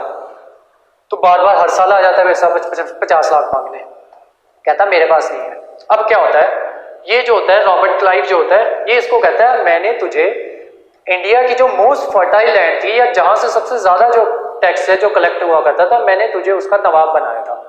अब तू इतना बेवकूफ है जो यहाँ से टैक्स जो है नहीं कलेक्ट कर पा रहा, 50 लाख जो है वो मेरे को लाके जो नहीं दे सकता, तो तेरे को कोई हक नहीं है यहाँ के नवाब रहने का। जा तू निकल यहाँ से, तेरा जो वो है ना तेरा जो जवाई है मीर कासिम, हम उसको बनाएंगे नवाब, ठीक है। तो इनकी जो है वो होती है मीटिंग होती है फिर से। अब इस बार मीटिंग होती है कासिम के साथ, मीर कासिम के साथ इनकी मीटिंग होती है। तो मीर कासिम को बुलाया जाता है। ये स्टोरी एज इट इज लिखते जाओ, ये आगे जाके आपको काम आने वाली है, मैं बताता हूँ क्यों काम आएगी, ठीक है। एज इट इज इसको सुनते जाओ, अगर नहीं सुननी तो लिखते जाओ, ठीक है। नहीं लिखनी ना क्योंकि ये आपकी हिस्ट्री में दोबारा से कवर होगी, यही रूल ऑफ कनेक्टिविटी होती है, ठीक है। इसको हिस्ट्री के साथ ही कनेक्ट करके पढ़ना होता है। हिस्ट्री के साथ कनेक्ट करके पढ़ोगे तो भूलोगे नहीं, ठीक है। वो भूलोगे नहीं क्यों, जब मैं ये एक्ट्स करवाऊंगा ना तब समझ जाओगे। मीर कासिम को कहते हैं कि हम देख तेरा जो सौरा है ना इसने पता नहीं कब बनना है, ठीक है, और इसका कोई ऐसा इरादा लग भी नहीं रहा कि तुझे नवाब बनाएगा, ठीक है, तेरे साले को नवाब बना के चला जाएगा, तू वैसे का वैसे ही रह जाएगा, तो तू ऐसे कर हमारे साथ हाथ मिला ले। कासिम को कहते हैं, जाफर का जो सन इन लॉ होता है उसको कहते हैं हमारे साथ हाथ मिला ले, तो तेरे साथ जो है क्या कहते हैं तेरे को नवाब बना देंगे। वो कहता है ठीक है। कहता मुझे क्या करना होगा? कासिम कहता है, मीर कासिम कहता है मुझे क्या करना होगा? कहता है कुछ नहीं, ऐसा जितना कोई खास बात नहीं है, बस हमें 50 लाख रुपए देने होंगे और जो है हमारा जो ट्रेड है ना उसको फ्री कर देना तू। तो कहता ठीक है कोई बात नहीं कर दूंगा। पर कहता है एक बात सुन लो, ये जो तुम मेरे उसने ससुर ने मुझे बताया तुम हर साल मांगने आ जाते हो पैसे, हर साल नहीं मैंने देने, एक ही बार कर लो। तो ब्रिटिश कहते चलो कोई बात नहीं कर देंगे, चलो आप बनाओ। तो इसको क्या कहते हैं, जाफर को गद्दी से हटा के कासिम को गद्दी पे बिठा दिया जाता है, नवाब बना दिया जाता है, ठीक है। तो फिर पहुंच जाते हैं कासिम के पास, वो कहते हैं हाँ भाई मजा आ रहा है, हाँ मजा आ रहा है। कहते लाओ फिर 50 लाख दो। कहता लो पकड़ो। तो फिर अगला साल फिर आता है, रॉबर्ट क्लाइव फिर पहुंच जाता है यहीं पे, तो कहता लाओ भाई 50 लाख। कहता हमारी एक बार वन टाइम डील हुई थी, वो एक ही बार पैसे मिलेंगे। दूसरी बात, मैंने जो है परमिशन जो है तुम्हें फ्री वाली दी है वो दी है ब्रिटिश गवर्नमेंट को, ठीक है। मेरे सुनने में आया कि जो तुम ये जो तुम्हारे गवर्नर्स हैं या दूसरे तुम्हारे ऑफिशियल्स हैं वो प्राइवेट ट्रेड भी कर रहे हैं, ठीक है, और उसके अलावा तुमने मुझे बोला है कि तुम इंडियंस पे टैक्स लगाओ और हमें टैक्स फ्री करो, ठीक है। तुम ये ज्यादा उछलोगे ना, मैं ये जो इंडियंस का टैक्स है ये भी माफ कर दूंगा, ठीक है, और जो है इनका और ये तुम दोनों बराबरी पे आ जाओगे, इनको कोई टैक्स नहीं देना पड़ेगा, लोग जो है इनकी चीजें ज्यादा खरीदेंगे। तो ये जो 50 लाख मांग रहे हैं ना चुपचाप निकल जाओ यहाँ से। तो ब्रिटिश वालों को थोड़ी बेइज्जती सी फील होती है, उनको लगता है यार इससे अच्छा बंदा तो यही था, जाफर ही था, मीर जाफर ही था, तो इसी को क्यों ना बनाए दोबारा से। वो क्या करता है फिर पहुंच जाते हैं मीर जाफर के पास, तो उसको कहते हैं कि यार तेरा तो जो जवाई है वो तो तेरे से भी गंदा निकला, तो हम तो तू सही बंदा था यार, हमसे तो बड़ी गलती हो गई। तो मीर जाफर कहता है चलो कोई बात नहीं। इसको क्या करते हैं मीर कासिम को, इसको वो भगा देते हैं, ठीक है। मीर जाफर को है फिर से जो है नवाब बना दिया जाता है बंगाल का। अब आगे स्टोरी चलते हैं। मीर जाफर जो है मीर कासिम जो है जब उसको भगा दिया जाता है ना यहां से बंगाल से, मीर कासिम जो है वो चला जाता है यूपी में, ठीक है। यूपी में उस टाइम पे जो नवाब हुआ करता था उसका नाम था शुजा। शुजा ये यूपी में जगह थी अवध, उसका ये नवाब हुआ करता था। इसके पास कौन पहुंचा? मीर कासिम को। उसके अलावा ये सिर्फ वहां का नवाब नहीं था, ये जो मुगल गवर्नर था ना ये उसका वजीर भी हुआ करता था, मतलब उसका ये प्राइम मिनिस्टर हुआ करता था, पीएम ऑफ मुगल रूलर, ठीक है। और ये इतना इन्फ्लुएंशियल था कि अगर मुगल रूलर को कुछ किसी डॉक्यूमेंट पे साइन करवाना होता था ना या कुछ करवाना होता था तो ये इसको दिल्ली नहीं बुलाता था, खुद इसके पास आता था कि सर साइन कर दो, मुझे ना ये काम है तो इसके लिए आपके साइन की जरूरत है तो प्लीज साइन कर दो, ठीक है। मतलब इतना इसका इन्फ्लुएंस था। उस टाइम पे जो मुगल रूलर हुआ करता था ना, जब ये मीर कासिम इसके पास पहुंचता है ना तो मुगल रूलर भी ना इसके पास साइन करवाने आया हुआ था, वो था शाह आलम सेकंड, ठीक है। ये दिल्ली का रूलर था, ठीक है, मुगल रूलर। तो ये तीनों बैठे हुए थे, तो ये तीनों क्या करते हैं, ये मीर कासिम इसको स्टोरी बताता है अपनी, मीर कासिम इसको स्टोरी बताता है। तो ये शुजा जो है ये आलम को कहता है कि हम ऐसे करते हैं, हम तीनों मिलके ना ब्रिटिश वालों पे अटैक कर देते हैं, निकालते हैं उनको, ठीक है, अपने से रूल करेंगे हम, ठीक है। उसको निकालते हैं और इसको भी हटाते हैं, मीर जाफर को भी हटाते हैं, तो अपनी मर्जी से जो है वहां का जो नवाब है उसको बनाया जाएगा। तो ये क्या करते हैं, मिल बैठते हैं तीन यार, तो ये बैठ के ना प्लानिंग बनाते हैं, बैग पाइपर की बोतल खोलते हैं और प्लानिंग बनाते हैं, ठीक है। तो ये कहते हैं कि हम ऐसे करके अटैक करेंगे तो हम उसको हरा देंगे, ठीक है। फिर क्या होता है, वो दिन आता है जिस दिन इनकी लड़ाई होनी होती है, उसको कहते हैं बैटल ऑफ बक्सर। पिछली बैटल थी बैटल ऑफ पलासी थी, अब आती है बैटल ऑफ बक्सर। ये कब होगी आपकी, ये होगी 1764 में। ये तीनों लड़ने आते हैं, उनकी तरफ से आते हैं ये ब्रिटिश आर्मी होती है, और उन्होंने क्योंकि इनसे बहुत टाइम से एक तो 50-50 लाख रुपया ले रहे थे, ठीक है। इन्होंने जो थी अपनी जो आर्मी थी इतनी ज्यादा स्ट्रॉन्ग कर ली थी ना, अब ये 5,000 नहीं रहे थे, ठीक है, 50,000 की आर्मी और उससे ज्यादा बढ़ के जो है इनके पास आर्मी बन गई थी। इन्होंने क्या किया, एक ही दिन में ये तीनों को हरा दिया, एक ही दिन में, ठीक है, एक ही दिन में हरा देते हैं। और जो इसका जो ब्रिटिश आर्मी का जो हीरो होता है ना, उसमें हीरो होता है हेक्टर मुनरो, हेक्टर मुनरो, ठीक है। ये एक ही दिन में इनको हरा देते हैं। अब तीनों को लाइन में लगाते हैं, हरा के ना ब्रिटिश वाले तीनों को लाइन में लगाते हैं। सबसे पहले कहते हैं तीनों को बुलाओ, लाइन में लगाओ, तीनों को बुलाओ। तो सबसे पहले ये आता है मीर कासिम। जब मीर कासिम आता है ना, तो पहले तो ब्रिटिश वालों की हंसी निकल जाती है थोड़ी सी इसको देखते ही।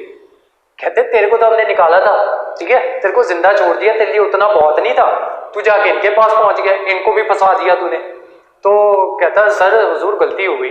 तो कहते नाफरमानी बर्दाश्त नहीं होगी, निकलो तुम यहाँ से, ठीक है, तेरे को छोड़, तेरे को कुछ नहीं कहते, ये तेरा वो है ससुर है तेरा, इसके मुंह से ना तेरे को छोड़ देते हैं, ठीक है, कि चल तू मतलब ये तेरा ससुर है तो इसकी वजह से हमारा साथ दे रहा है, चल तेरे को छोड़ा, लेकिन आज के बाद हिस्ट्री में तेरी कभी बात नहीं होगी।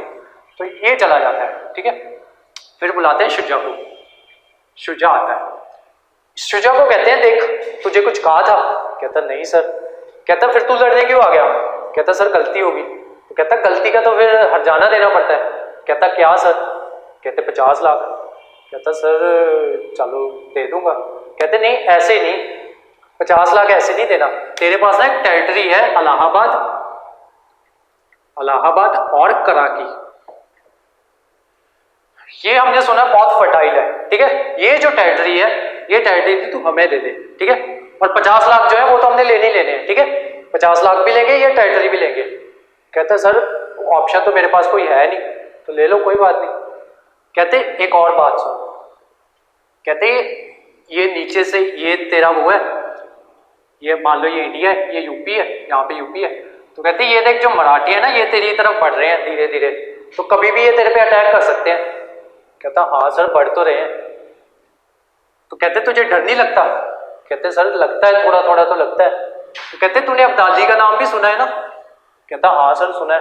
कहते हमने सुना है वो भी इधर से अटैक करता है अफगानिस्तान वाली साइड से, तो वो इधर आके तेरे को नहीं अटैक करेगा। कहता सर करेगा। तो कहते तेरे को डर नहीं लगता। कहता सर इतना मत डराओ, आप बताओ करना क्या है। तो कहते कुछ नहीं, तो स्प्राइट पी, ठीक है, डर के आगे जीत है, स्प्राइट पी, हम बताते हैं क्या करना है।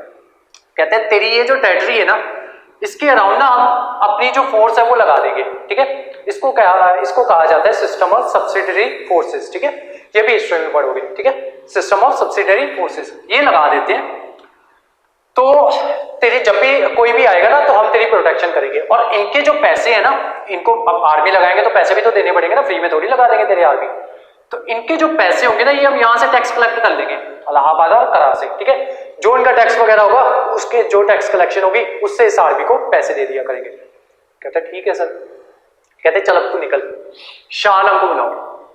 शाह आलम आता है। शाह आलम आके ही कहता है सर मुझे पता था आपने अटैक नहीं किया था, ठीक है, आपने मेरे साथ कुछ नहीं किया था, मेरे से बहुत बड़ी गलती हो गई, मैंने आपके खिलाफ अटैक कर दिया, ठीक है, तो बताओ सजा क्या देनी है। तो ब्रिटिश वाले कहते हैं देखो आप जो बादशाह हो, ठीक है, बादशाह को सजा नहीं दी जाती, बादशाह के साथ डील की जाती है। तो इसकी थोड़ी जान में जान आई शाह आलम की। तो कहता सर बताओ क्या डील है। तो कहते आपको ना आपसे हम पैसे नहीं लेंगे, आपको ना हम हर साल का 26 लाख रुपया दिया करेंगे। वो एक बार सोच में पड़ जाता है, मतलब मुझे 26 लाख ये क्यों दे रहे हैं। तो वो मन में सोचता है, कहता 26 लाख साल का तो 2.25 लाख महीने का पैकेज हो गया मेरा। वो खुश होने लगता है। तो कहता है सर मतलब 26 लाख दोगे तो इसके बदले में मुझे करना क्या होगा। कहते आपको करना कुछ नहीं है, बस आपको मजे से रहना है। तो कहता सर मैं करूंगा क्या। कहते डांस वांस देखो, दारू वारू पियो, कुछ भी करो, आपकी मर्जी है, बस आपके पास अगर आप कोई डॉक्यूमेंट वगैरह लेके आएंगे तो उस पर साइन कर देना। कहते सर बस साइन करने के 2.25 लाख, सॉरी 2.25 लाख। कहता हाँ। कहता ठीक है डन।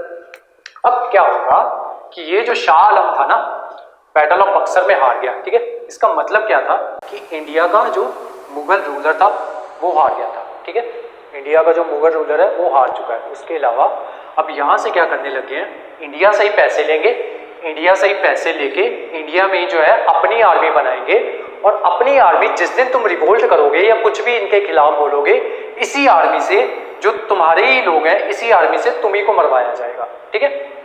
तो ये जो थी ये सारी थी आपकी अब तक की बक्सर की स्टोरी, ठीक है। अब इसको क्या कह दिया शाह आलम के पास जो आते हैं, इसके पास आते हैं 1765 में। तो कहते हैं हमने तुम्हें 1765, अब से हम पहुंच रहे हैं, ये जो रेगुलेटिंग एक्ट है उसके पास पहुंचने वाले, ठीक है।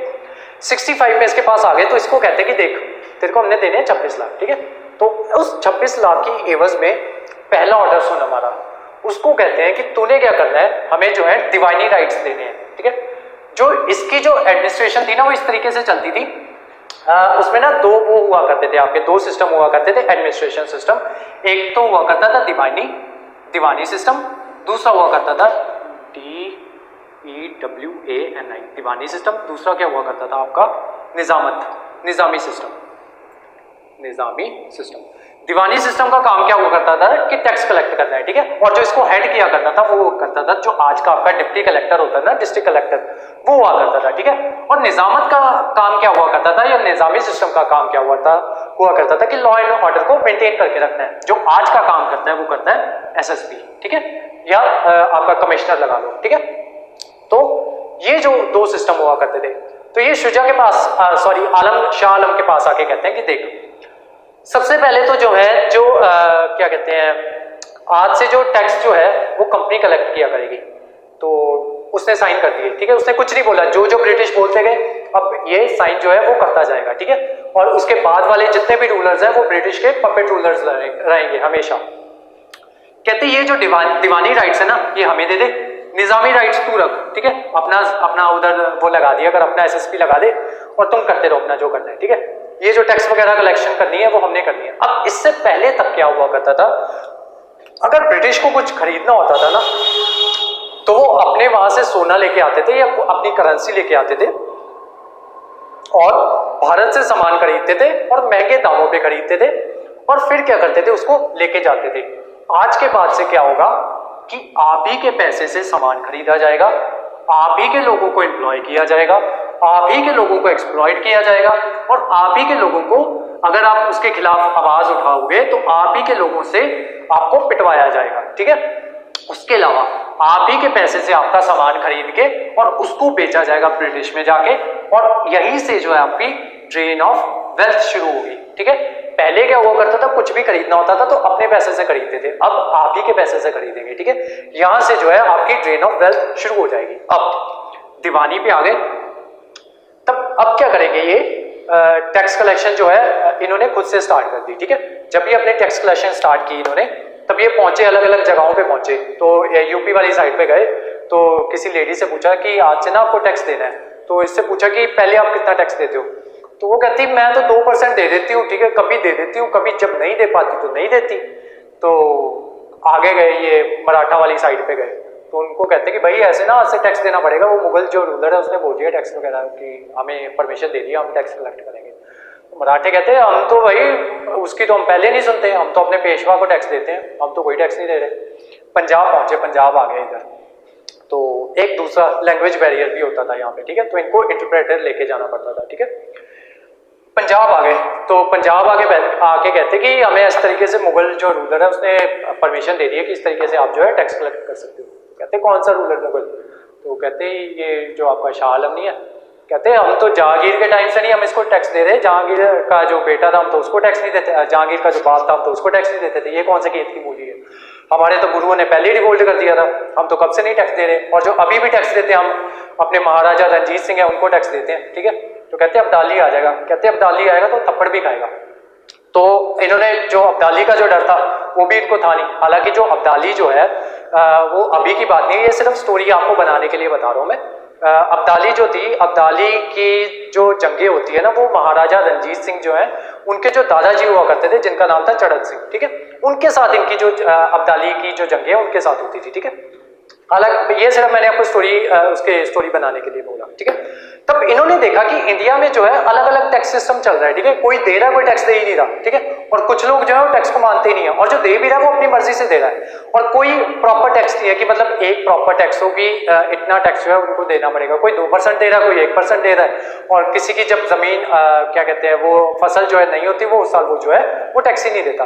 तब जब इन्होंने देखा ना तो इन्होंने क्या किया कि इन्होंने ये क्या करेंगे, ये धीरे धीरे जो है वो करना स्टार्ट करेंगे कि धीरे धीरे टैक्स सिस्टम लाना है। उसके लिए ये क्या करेंगे, धीरे धीरे सबसे पहले जो है इंडियन लैंग्वेजेस सीखेंगे। तो उसके लिए ये क्या करेंगे, कलकत्ता में मदरसा बनाएंगे, ठीक है, कलकत्ता में मदरसा बनाएंगे, वहां पे जो इनके जो सिविल सर्वेंट्स है वो पढ़ने जाएंगे, इंडियन लैंग्वेजेस को सीखेंगे, इंडियन लैंग्वेजेस को सीख के फिर ये मनुस्मृति को पढ़ेंगे, मनुस्मृति की इंग्लिश में ट्रांसलेशन करेंगे, ट्रांसलेशन करने के बाद ये इंडियंस को बताएंगे कि देखो यार तुम्हारा तो ये कास्ट सिस्टम पे चलते हो तुम, ये तो बड़ा घटिया सिस्टम है, और तुम ये सती वगैरह करते हो, ये भी बड़ी घटिया चीज है, ठीक है। तो धीरे धीरे आपके रिफॉर्मर्स आएंगे, वही जो सारी बातें हैं ना उन्हीं से रिलेटेड अब आपको पूरी स्टोरी समझ लग गई है कि ब्रिटिश किस तरीके से इंडिया है, किस तरीके से उन्होंने हम पे राज जो है वो इस्टेब्लिश कर दिया। अब जो ये जो एक्ट्स है ना ये आपको इजीली समझ में आ जाएंगे, ठीक है। अब यहां से जो है आपकी जो क्लास है वो यहां से स्टार्ट होती है, ठीक है। ये जो सारी जो चीज मैंने कराई है ना आपको, ये आपको स्टोरी बांधने के लिए थी कि ये जो है ये इस एक्ट तक जो है हम किस तरीके से पहुंचे हैं, ठीक है। तो आज की क्लास का सबसे पहला जो एक्ट है वो लिखो, क्लास का सबसे पहला एक्ट लिखो, हेडिंग बनाओ the company rule, company rule. आज जो है हम 3 एक्ट्स ही करेंगे, ठीक है, बाकी के जो एक्ट्स हैं वो कल की क्लास में हम कंटिन्यू करेंगे। सबसे पहला लिखो अपनी हेडिंग बनाओ the company rule 1773 to 1856, sorry 1858, क्योंकि उसके बाद रिवोल्ट हो जाएगा 1857 में, और फिर जो है क्राउन का रूल हो जाएगा, ठीक है। क्राउन और कंपनी में फर्क समझते हो? अगर समझते हो तो वेल एंड गुड, अगर नहीं समझते तो समझो। कंपनी का मतलब है एक प्राइवेट कंपनी, ठीक है, जैसे इसकी है रिलायंस की कंपनी है, ठीक है, प्राइवेट कंपनी है। ब्रिटिश कंपनी का मतलब ये होगा कि अगर रिलायंस की कंपनी को जो भारत सरकार है वो खरीद ले, ठीक है, तब जो है वो ब्रिटिश कंपनी बन जाएगी या इंडियन कंपनी बन जाएगी, ठीक है। तो ये जो कंपनी थी, कंपनी का मतलब था ईस्ट इंडिया कंपनी, जो कि एक प्राइवेट कंपनी थी, ठीक है। और जब क्राउन का रूल आ जाएगा उसका मतलब था कि जो है डायरेक्ट जो है क्राउन जो है वो हम पे रूल करेगा, ठीक है। तो फिलहाल जो है कंपनी रूल चल रहा है 1773 से लेके 1858 तक, ठीक है। इसमें जो है आपकी जो बुक है ना उसमें प्रोविजंस दी गई हैं, इसके फीचर्स दिए गए हैं 5, ठीक है। 4 फीचर्स जो है उसमें आपकी जो बुक है ना लक्ष्मीकांत की वो मेंशन नहीं है, तो मैं आज अपने नोट्स जो आज बनाने जा रहे हो उस नोट्स में वो जो 4 फीचर्स है मैं सारे फीचर्स जो है आपको लिखवाऊंगा, और अब जो है स्लो जिस पेज पे मैं आपको आपकी क्लास में लिखवाया करूंगा उसी पेज में आपको लिखवाऊंगा, ठीक है। और आप उसको नोट डाउन कर लेना, और जिस तरीके से नोट डाउन करने हैं वो मैंने आपको बताया हुआ है कि ये नोट्स हैं आपके, और यहाँ पे जो है आपको नोट डाउन करना है, ठीक है। तो इस यहाँ पे आपको नोट डाउन करने हैं उनको, तो इनको नोट डाउन करना शुरू करो। सबसे पहला प्रोविजन लिखो, सबसे पहली प्रोविजन लिखो, अच्छा सॉरी एक्ट लिखो, फर्स्ट एक्ट लिखो रेगुलेटिंग एक्ट 1773, रेगुलेटिंग एक्ट 1773। तो मैंने क्या बताया था आपको कि 3 जगहें थी, ठीक है, तीनों के क्या थे, गवर्नर थे, ठीक है, ये बॉम्बे, मद्रास और ये बंगाल, ठीक है, तीनों के गवर्नर थे। अब इन्होंने क्या किया, एक चीज हमेशा याद रखना, जब भी किसी के ऊपर अथॉरिटी डालनी हो ना, कोई ना कोई अथॉरिटी डालनी हो, तो इनसे ऊपर की एक चीज बना दो, इसके ऊपर की अथॉरिटी बना दो जिसको ये आंसरेबल हो, ठीक है। तो इसको कंट्रोल में, नीचे वाली अथॉरिटी को उस तरीके से कंट्रोल में लाया जा सकता है, जैसे जो आपके थाने होते हैं ना, पुलिस स्टेशन होते हैं, उनको कंट्रोल करवाया जाता है एसएसपी के द्वारा, ठीक है। एसएसपी को कंट्रोल करवाया जाता है आईजी के द्वारा, आईजी को कंट्रोल करवाया जाता है आपका डीजीपी के द्वारा, ठीक है। तो ये जो होता है आपका ये सिस्टम चलता है। उसी तरीके से अगर आप उसमें चले जाओ, जो एमएलएज होते हैं, ठीक है, उनको कंट्रोल करवाया जाता है सीएम्स के द्वारा, ठीक है। सीएम के जो ऊपर की अथॉरिटी होती है वो होती है प्राइम मिनिस्टर, ठीक है। अब प्राइम मिनिस्टर को किस तरीके से कंट्रोल करवाना था, तो उसको कंट्रोल करवाया जाता है कॉन्स्टिट्यूशन के द्वारा, ठीक है। तो वो कॉन्स्टिट्यूशन के बाहर नहीं जा सकता। अब कॉन्स्टिट्यूशन जो है अपनी पावर कहां से लेता है, वो लेता है we the people of India, ठीक है। ये सब जो है हमने ये जो आपका ये होगा कॉन्स्टिट्यूशन होगा उसमें जो है हम ये सब कवर करेंगे, ठीक है। तो चलो, इन्होंने क्या किया, ये जो 3 गवर्नर्स थे ना, इन्होंने क्या बोला कि बंगाल में ना एक बड़ा वो बना देते हैं, बड़ी वो बना देते हैं, इनके जो गवर्नर्स हैं यहाँ पे, यहाँ का जो गवर्नर है उसको गवर्नर जनरल बना देते हैं, गवर्नर जनरल बना देते हैं, और ये जो 2 गवर्नर्स है ना इसको इसके अंडर ला देते हैं, ठीक है, गवर्नर जनरल के। उससे पहले क्या हुआ करता था, यहाँ पे ऐसे मान के चलो यहाँ पे हाई कोर्ट्स हुआ करते थे, ठीक है, जो इनके मैटर्स को देखा करते थे कि मान लो यहाँ पे अगर कुछ भी टैक्स कलेक्शन की है तो जो उसका जो टैक्स है किसी बंदे ने पे नहीं कर पाया, ठीक है, तो वो क्या करेगा, वो उसका जो केस है डीसी पहुंचा देगा हाई कोर्ट में, ठीक है, हाई कोर्ट उसको ऑर्डर करेगा कि भाई जो अपना टैक्स है वो कंप्लीट करो, ठीक है, टैक्स नहीं दिया, क्यों नहीं दिया। उसके अलावा जो निजामत के जो वो थे कानून थे, ठीक है, उनको भी इसके अंडर ला दिया गया। अब मैंने आपको बताया ना कि वो धीरे धीरे जो है वो सब पढ़ाई करेंगे, फिर वो इंडिया के जो कानून है उनकी ट्रांसलेशन करेंगे और उनको अपने अकॉर्डिंग जो है रूल्स एंड रेगुलेशन वो बनाएंगे, ठीक है। अब उनको रेगुलेट करने के लिए या इम्प्लीमेंट करने के लिए हाई कोर्ट्स बनाए जाएंगे, तो ये हाई कोर्ट्स जो है यहाँ पे बनाए गए थे, ठीक है। तो सबसे पहला ये जो एक्ट आता है ये क्या करता है कि ये जो हाई कोर्ट्स है ना, यहाँ का जो हाई कोर्ट होता है उसको सुप्रीम कोर्ट में चेंज कर दिया जाता है, ठीक है, और ये जो दो हाई कोर्ट्स होते हैं ना इसको इसके अंडर ला दिया जाता है। उसके अलावा यहाँ पे रूल करता था गवर्नर, यहाँ पे भी गवर्नर और यहाँ पे भी गवर्नर। जो यहाँ का गवर्नर था बंगाल का उसको गवर्नर जनरल बना दिया जाता है और ये जो दो गवर्नर्स होते हैं इनको इसके अंडर ला दिया जाता है, ठीक है। तो अब लिखो इसके बारे में, इस एक्ट के बारे में लिखो, it designated governor of Bengal as Governor General of Bengal. It designated Governor of Bengal as Governor General of Bengal and created Executive Council of 4 members. Executive council of 4 members, ठीक है। इस काउंसिल में 4 member हुआ करते थे और 5वां कौन हुआ करता था, गवर्नर जनरल खुद, ठीक है। तो ये जो है फैसले जो है उसके सारे जो है फैसले जो इंडिया के जो सारे फैसले हैं वो ये 5 लोग लिया करते थे, ठीक है। एक स्टार मार्क करके एक चीज लिखो, no veto to governor general, no veto to governor general. ये वाली जो बात है ये आपकी लक्ष्मीकांत वाली बुक में नहीं दी गई है, ठीक है, तो इसको लिख लो स्टार मार्क करके, no veto to governor general. मतलब कि इस काउंसिल ने जो भी फैसला लिया है ना, तो मान लो 5 मेंबर्स है ना टोटल, तो अगर कोई भी 3 मेंबर्स जो है किसी एक चीज के हक में है तो वो जो फैसला होगा वो जो 3 मेंबर्स का जो मत होगा उसी के अकॉर्डिंग जो है उसको पास करवाया जाएगा, चाहे जो है गवर्नर जनरल उसको उस काम के लिए हामी भरता हो या ना भरता हो, ठीक है। एनी केस अगर 3 वोट्स जो है 5 में से जो 3 वोट्स है किसी भी काम के लिए मिल जाती थी तो उसको उस बिल को या उस चीज को पास करवा दिया जाता है, ठीक है। कोई वीटो नहीं थी गवर्नर जनरल के पास, ठीक है। नेक्स्ट लिखो, the governor of Bombay and governor of Madras were subordinated to Governor General of Bengal. Third point लिखो, ये आपकी बुक में नहीं है, लक्ष्मीकांत वाली बुक में नहीं है। मेरा जो एडिशन है ना लक्ष्मीकांत का, मेरा है 4th एडिशन, ठीक है। मेरा लक्ष्मीकांत की बुक का 4th एडिशन है, मे बी जो न्यू वाली बुक्स है मे बी उनमें हो, ठीक है। मेरी बुक में नहीं है इसलिए मैं कह रहा हूं कि उसमें जो है ये बात जो है मेंशन नहीं है। तो लिखो, governor general will decide matters of power and piece.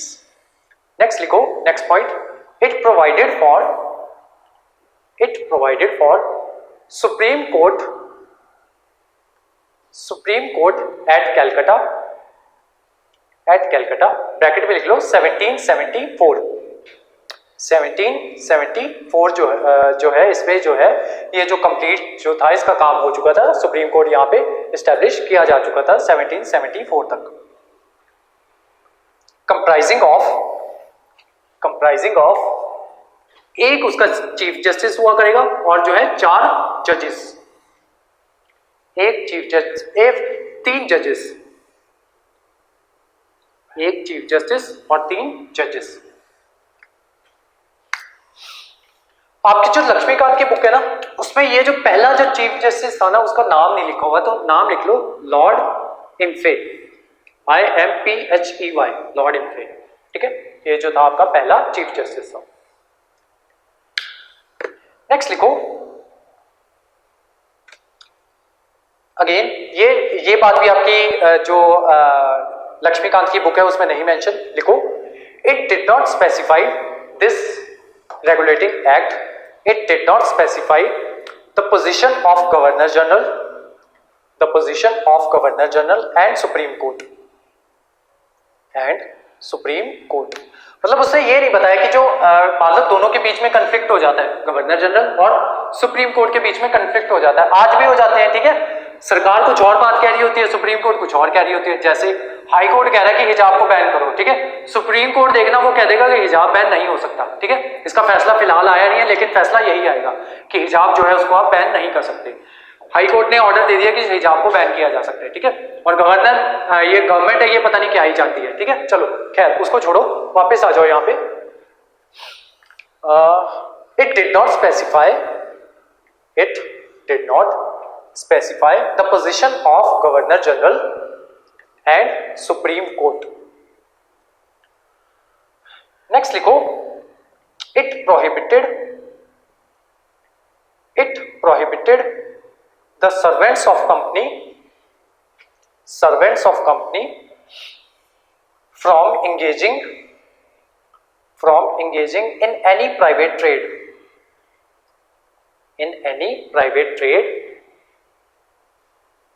It prohibited the servants of company from engaging in any private trade or accepting presents or bribe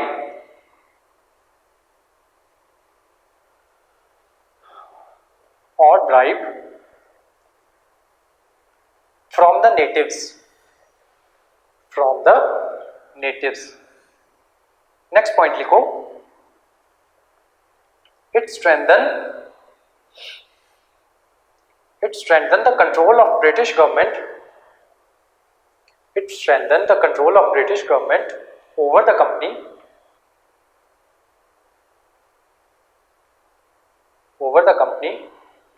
by requiring court of directors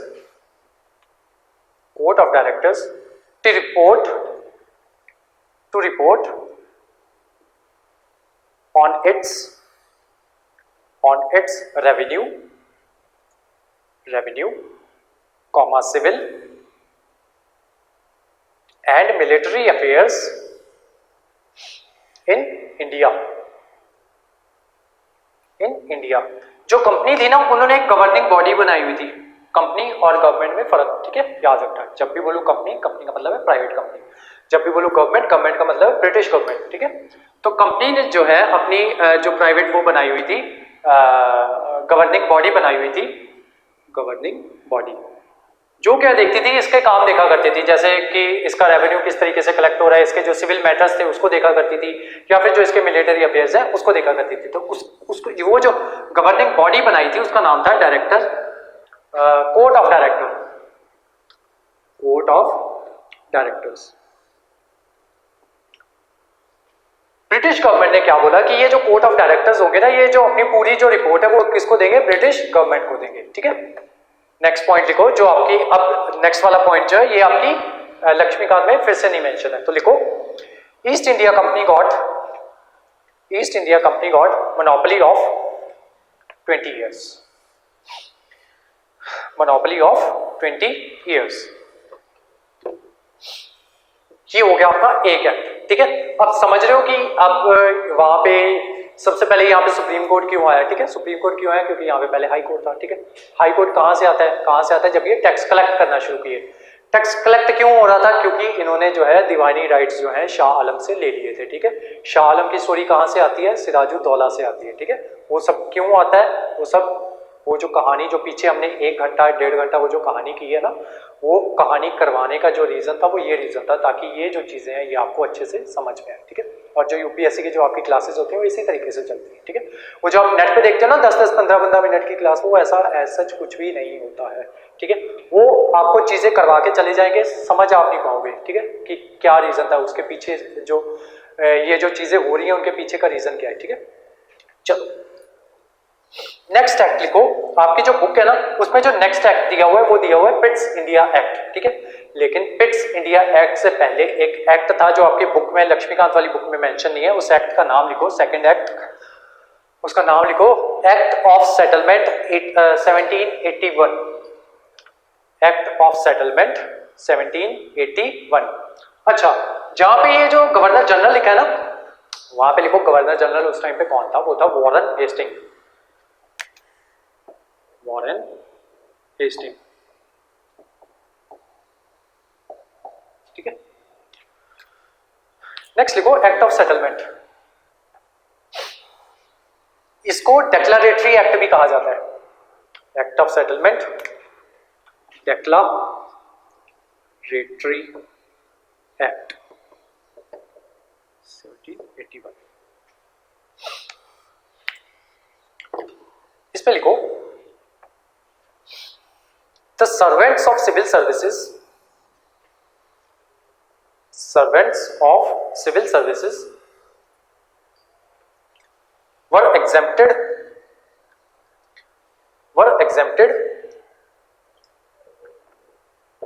from the purview of Supreme Court, ठीक है। पिछले act में क्या था कि इनके servants को जो था इन्होंने मना किया होता है ये कोई भी प्राइवेट ट्रेड जो है वो नहीं कर सकते। तो वॉरेन हेस्टिंग ने क्या किया, इसने चालाकी की, इसने ये जो पिछला वाला जो आपका कानून था उसमें लूप होल्स ढूंढे और उनको बोला, अपनी जो गवर्नमेंट है उसको कन्विंस किया कि जो है ये जो आपके जो सिविल सर्वेंट्स हैं उनको जो सुप्रीम कोर्ट का परव्यू है ना उससे बाहर ही कर दिया जाए। मतलब सुप्रीम कोर्ट जो है सिविल सर्वेंट्स के जो मैटर है उनको हैंडल ही ना करे, ठीक है। वो जो करना चाहते हैं उनको वो करने दिया जाए, ठीक है। तो ये जो एक्ट था, एक्ट ऑफ सेटलमेंट, इसमें यही था, ठीक है, कि जो सिविल सर्वेंट्स थे अब उनको एग्जेम्प्ट कर दिया गया सुप्रीम कोर्ट के परव्यू से, ठीक है। अब जो है पहले वो क्या करता था, अगर जो वो रिश्वत लेते थे, ठीक है, यहाँ जो है प्राइवेट ट्रेड अपना करते थे, तब जो है उनको सुप्रीम कोर्ट में उनको आंसरेबल होना था, ठीक है। अब जो है उनको सुप्रीम कोर्ट में आंसरेबल नहीं होना पड़ेगा। इस वजह से क्या होता है कि जो वॉरेन हेस्टिंग होता है ना, ये इतना ज्यादा अमीर हो गया था कि उस टाइम पे जो ब्रिटिश क्राउन था ना उसके मतलब उससे थोड़ा सा कम ही पैसा था इस बंदे के पास, मतलब इसने इतनी ज्यादा वेल्थ जो है इकट्ठी कर ली थी, ठीक है। तो इस एक्ट की वजह से, ये एक्ट ऑफ सेटलमेंट की वजह से, ठीक है। तो इस एक्ट में यही था कि इट ओवरकम्स, सबसे पहले तो यही था the servants of civil services were exempted from the purview of supreme court. Second लिखो it overcomes the loopholes of regulating act of 1773, regulating act of 1773। Basically इसने ये जो वॉरेन हेस्टिंग था ना इसका ये कहना था कि जो 1773 का जो एक्ट है ना उसमें बहुत से लूप होल्स हैं, उन लूप होल्स की वजह से क्या होता है कि हम जो है टैक्स जो है अच्छे से कलेक्ट नहीं कर पाते, ठीक है। तो इसने ये बोल के जो है एक्ट जो है उसको चेंज करवा दिया, जो रेगुलेटिंग एक्ट था उसको चेंज करवा दिया और जो आपके जो सिविल सर्वेंट्स थे उनको सुप्रीम कोर्ट के परव्यू से बाहर कर दिया, ठीक है। तो यही दो प्रोविजंस जो है इसकी है एक्ट ऑफ सेटलमेंट की, ठीक है। नेक्स्ट लिखो Pitt's India act of 1784, Pitt's India act of 1784।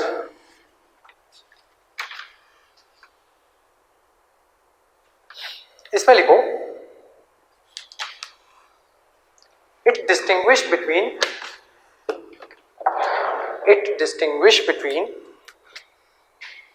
commercial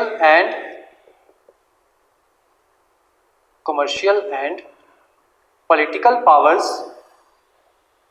political functions of the company।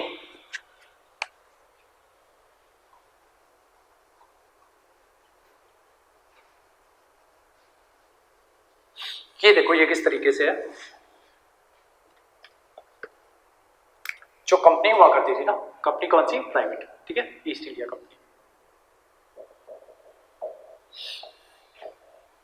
इसके दो फंक्शंस हुआ करते थे, एक था कमर्शियल फंक्शन,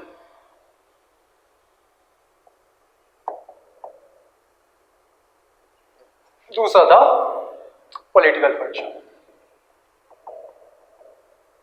ठीक है, पॉलिटिकल फंक्शन। पॉलिटिकल फंक्शन में आपका आ जाता था कि ये जो सारे जो इसके पॉलिटिकल मैटर्स हैं वो किस तरीके से देखे जाएंगे। कमर्शियल फंक्शन में सिर्फ आपका आ जाता था कि कौन कौन सी जो चीज़ें उनकी ट्रेड होनी चाहिए, मतलब जो छोटे मोटे जो फंक्शंस थे, जो कमर्शियल रिलेटेड फंक्शंस थे वो इसमें आ जाते थे। और जो मेन फंक्शंस थे कि मतलब फॉरेन जो ट्रेड है वो किस तरीके से होनी चाहिए, या फिर क्या क्या जो पॉलिसीज हैं इंडिया में लाई जानी चाहिए, ठीक है। कल जो है हम कल पॉलिसीज के बारे में ही करेंगे, ठीक है, कल की जो क्लास होगी।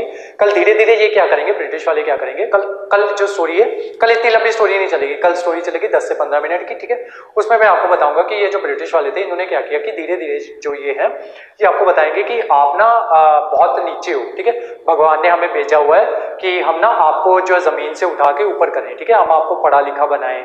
फिर ये क्या करेंगे कि आप लोग इंग्लिश नहीं पढ़ते हो, क्यों नहीं पढ़ते भाई, तो ये धीरे धीरे क्या करेंगे अपने स्कूल जो है वो इस्टेब्लिश करेंगे। फिर धीरे धीरे ये क्या करेंगे, सती वगैरह है उसको बैन करेंगे, लड़कियों को पढ़ने के लिए बोलेंगे, विडो रीमैरेजेस करेंगे। तो ये इस तरीके के जो एक्ट्स हैं ये सारे आपके आ जाते हैं पॉलिटिकल फंक्शन में, ठीक है। ऐसे एक्ट्स भी कर रही थी ब्रिटिश गवर्नमेंट, ऐसा नहीं है कि वो नहीं कर रही थी, लेकिन कल जो है मैं आपको बताऊंगा कि उस टाइम पे जो इंडिया के जो लोग थे उनकी मेंटालिटी इस तरीके से थी कि वो सोच रहे थे कि मतलब ये जो काम कर रहे हैं ब्रिटिश वाले ये गलत काम है, ठीक है।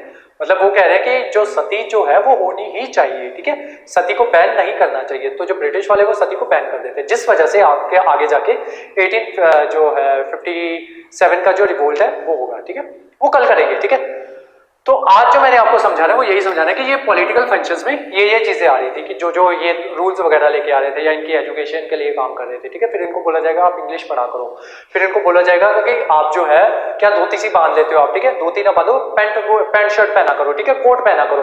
तो उस तरीके के जो है जो रिफॉर्म्स है वो उस तरीके के रिफॉर्म्स जो है लेके आएंगे। वो सब जो चीजें आती हैं वो आती हैं आपके पॉलिटिकल फंक्शंस में, ठीक है। चलो, इसको मेंटेन करने के लिए, पॉलिटिकल फंक्शंस को मेंटेन करने के लिए उन्होंने बनाया था एक board of control, board of control.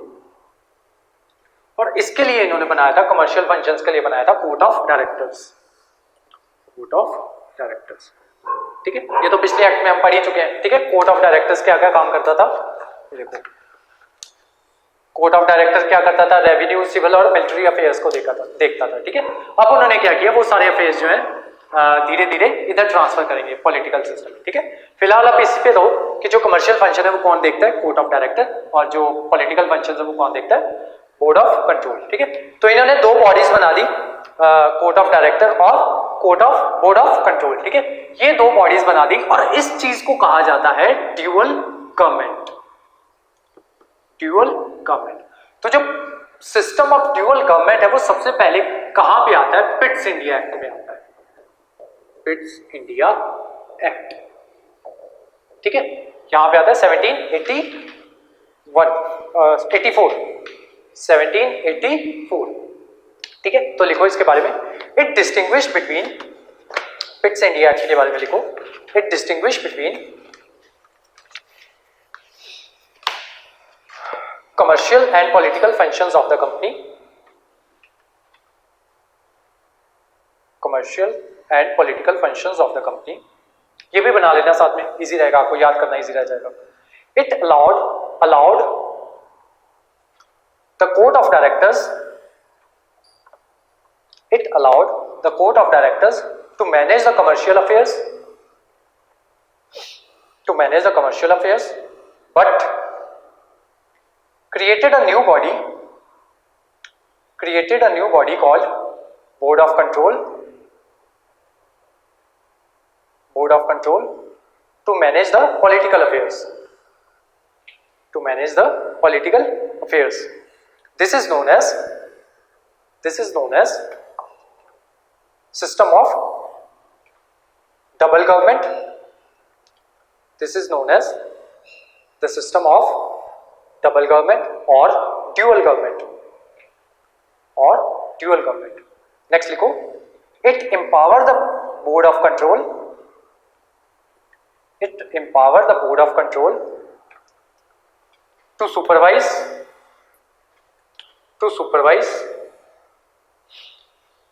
and direct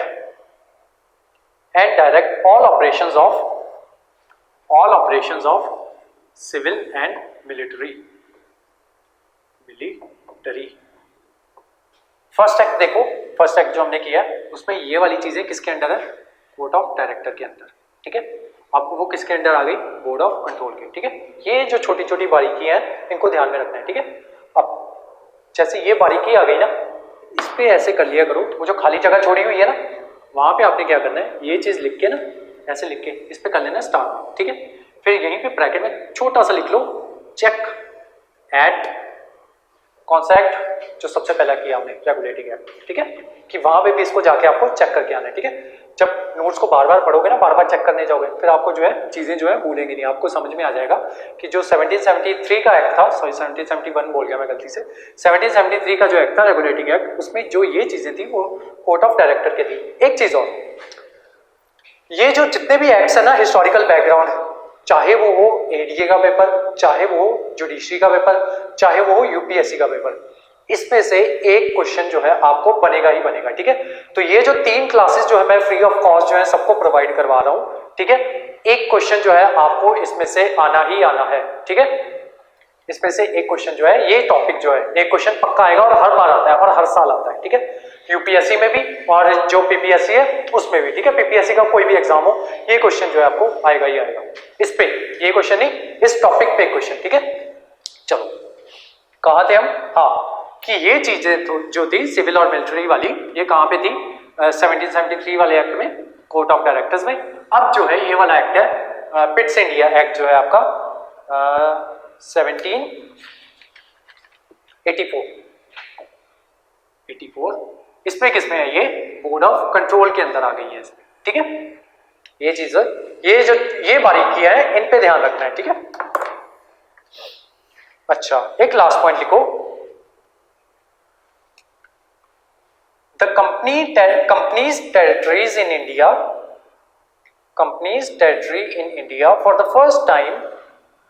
for the first time called the British possessions in India.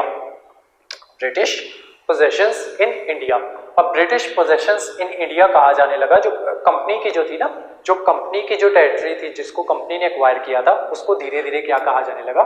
जब बात आएगी ब्रिटिश, ब्रिटिश कहाँ गए? Possessions, British possessions, USSESSIONS, possessions. British possessions का मतलब ये है कि अब ये जो है किसका आ गया? क्राउन का। कहा जाने लगा, ठीक है, कि ये क्राउन की है, ये जो जमीन है। पहले किसकी कही जाती थी? कंपनी की, ठीक है। एक ये चेंज हुआ था इस चीज में, ठीक है, पिट्स इंडिया एक्ट में। आज की जो क्लास थी आपकी वो यहीं तक थी। कल जो मैं आपको बता चुका कि हमने क्या क्या कवर करना है, ठीक है।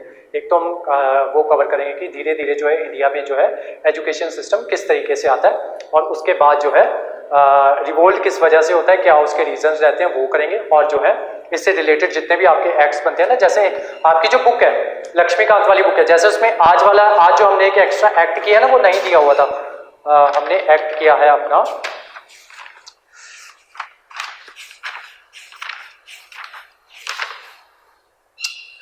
एक्ट ऑफ सेटलमेंट 1781, ठीक है। वो वाला एक्ट जो है वो बुक में नहीं दिया गया था, आपकी लक्ष्मीकांत वाली बुक। उसी तरीके से एक चार्टर एक्ट ऑफ 1813 है, ठीक है, वो भी आपकी लक्ष्मीकांत की बुक में नहीं दिया गया। उसमें बेसिकली यही हुआ था कि ये ब्रिटिश जो थे, इन्होंने बोला था कि इंडिया को जो है इंग्लिश एजुकेशन जो है वो प्रोवाइड करवाई जाएगी। धीरे धीरे जो इंडियंस हैं, हम इनसे परमिशन लेंगे कि हमें भी जो है सिविल सर्वेंट्स बनाया जाए, ठीक है। फिर उसके लिए क्या होगा कि आपको जो एग्जाम देने के लिए आपको लंदन जाना पड़ेगा। फिर वो धीरे धीरे वो जो लंदन में जो एग्जाम होता है उसको इंडिया में लाया जाएगा, ठीक है। और उसी तरीके से उसकी जो एज होती है, पहले 18 होती है, फिर 18 से 21 करवाई जाती है, फिर वो इसी तरीके से वो जो एज होती है वो भी बढ़वाई जाती है, ठीक है, उसको एग्जाम को क्लियर करने की, ठीक है। तो ये सब जो है ये धीरे धीरे, अब ये जो है ना आपकी लक्ष्मीकांत वाली बुक में ऐसा कुछ नहीं दिया हुआ है, ठीक है। आपकी बुक में बस प्रोविजंस जो है उनको लिख के छोड़ दिया हुआ है। उसके पीछे की जो स्टोरी है, वो जो लॉ ऑफ कनेक्टिविटी है, जब उसको समझ जाओगे, जिस तरीके से मैं करवा रहा हूँ कि कनेक्ट करवा के आपको हिस्ट्री से, जब उस तरीके को जो बच्चा घर पे बैठ के जो अपना जो है यूपीएससी की तैयारी करना चाहता है, अगर जो है वो बच्चा लॉ ऑफ कनेक्टिविटी को समझ जाएगा इस तरीके से कि इस तरीके से इन चीज़ों को कनेक्ट करना होता है, जिस वजह से जो है आपको जो आपका सिलेबस है वो कभी नहीं भूलता है। ठीक है, तो आज आई होप जो है आपको क्लास जो है बहुत अच्छी लगी होगी। ठीक है, और कमेंट बॉक्स में आप अपने रिव्यूज जरूर दीजिएगा कि आज की जो क्लास है वो आपको किस तरीके की लगी। उसके अलावा हमारा ये जो बैच हम शुरू करने जा रहे हैं, इसके बारे में कोई भी इंफॉर्मेशन लेनी हो तो जो हमारा डिस्क्रिप्शन बॉक्स है उसमें जो है हम इसकी इंफॉर्मेशन जो है डाल देंगे। उसके अलावा मैं ना आपको एक बात बतानी चाहता हूँ, फाइनल में आपका सिलेबस जो आज की जो क्लास है वो यहीं पे खत्म हो चुकी है। ठीक है, उसके बाद ना क्या कहते हैं, मैं आपको जो बात बतानी चाहता हूँ ये है कि जब भी कहीं पे भी आपने आज की जो क्लास जो है ना वो आपने देख ली, आपको समझ में आ गया कि जो यूपीएससी की जो क्लास होती है वो किस तरीके की होती है। ठीक है, किस तरीके की होनी चाहिए। ठीक है, या किस लेवल तक की होनी चाहिए, ताकि जो आपको चीजें हैं जो वो समझ में आ सके। ठीक है, पढ़ाने वाले बहुत लोग पढ़ाते हैं, ठीक है, बहुत तरीके से भी पढ़ाते हैं। ठीक है, बात ये है कि जो आपको जो चीजें हैं वो भूले ना। क्यों? क्योंकि आपको इन चीजों को याद रखना है साल 2 साल के लिए। ठीक है, आप इन चीजों को याद रखना है आपको साल 2 साल के लिए। अगर रट्टा लगा के करोगे ना कि मतलब मैं रट्टा लगाता जाऊं, जैसे कि आपको जनरली जो 10-15 मिनट्स की जो वीडियोस बना दी जाती है ना, जिस तरीके से आपको उसमें करवाया जाता है, तो उसमें जब तक आप स्टोरी नहीं बनाओगे तब तक जो है आपको चीजें समझ में नहीं आएगी। ठीक है, तो उसके लिए वो जो सारी स्टोरी होती है वो बनानी पड़ती है। उसके अलावा कुछ ना चैनल्स होते हैं वो कहते हैं कि हम 6 घंटे में पॉलिटी जो है वो कवर करवा देंगे, या 12 घंटे में जो पॉलिटी वो कवर करवा देंगे। तो मैं ना आपको एक चीज बताता हूँ, ये जो हमारा कॉन्स्टिट्यूशन है ना, इसने खुद को लिखने के लिए ना 2 साल 11 महीने और 18 दिन लगाए हैं। ठीक है, 2 साल 11 महीने 18 दिन, इस पे क्वेश्चन भी आता है। ठीक है, मैंने इसको याद पता है कैसे किया हुआ है, 9 2 11। ठीक है, 9 2 11 से याद किया हुआ है, 2 11 9 को 11 से मल्टीप्लाई करो 18। ठीक है, 9 2 11 से याद किया हुआ है इसको। 2 साल 11 महीने 18 दिन लगाए हैं कॉन्स्टिट्यूशन ने खुद को लिखने के लिए। ठीक है, आप उसको 2 घंटे या 12 घंटे 6 घंटे में कैसे कवर कर सकते हो। ठीक है, तो वो कवर नहीं होता है। तो आज की जो हमारी क्लास थी वो इतनी लंबी जाने का रीजन ये था। एक तो ये जो चैप्टर है ना ये बहुत अजीब है, इसके बाद की जो पॉलिटी है ना वो बिल्कुल ही अलग चलती है। ये जो चैप्टर है ये एक इंडिपेंडेंट सा चैप्टर है, इसको इसी तरीके से करवाया जाता है। ठीक है, और ये इसी तरीके से आपको समझ में आएगा, और आज की क्लास लगाने के बाद आपको खुद भी समझ में आ जाएगा कि अच्छा आज से पहले तक मुझे ये जो इन एक्ट्स की जो प्रोविजंस थी वो समझ में क्यों नहीं आ रही थी। मैं इसको पढ़ तो रहा था या मैं इसको पढ़ तो रही थी, लेकिन मुझे ये जो प्रोविजंस है ये याद क्यों नहीं हो रही थी।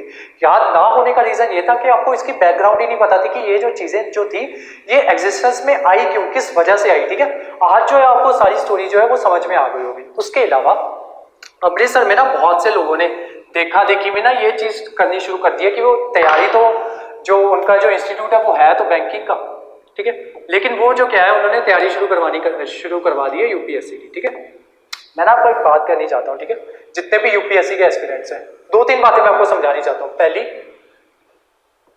आप यूपीएससी के एस्पिरेंट्स हो तो आप इंटरव्यूज लोगों के देखते होंगे। ठीक है, आपने किसी भी इंटरव्यू में ये चीज सुनी है कि कोई एस्पिरेंट कह रहा हो कि मैं तो ना जी मैं बैंकिंग की तैयारी करता था, मेरी ना बैंकिंग की तैयारी करते करते मेरे से बाई चांस ही यूपीएससी निकल गया।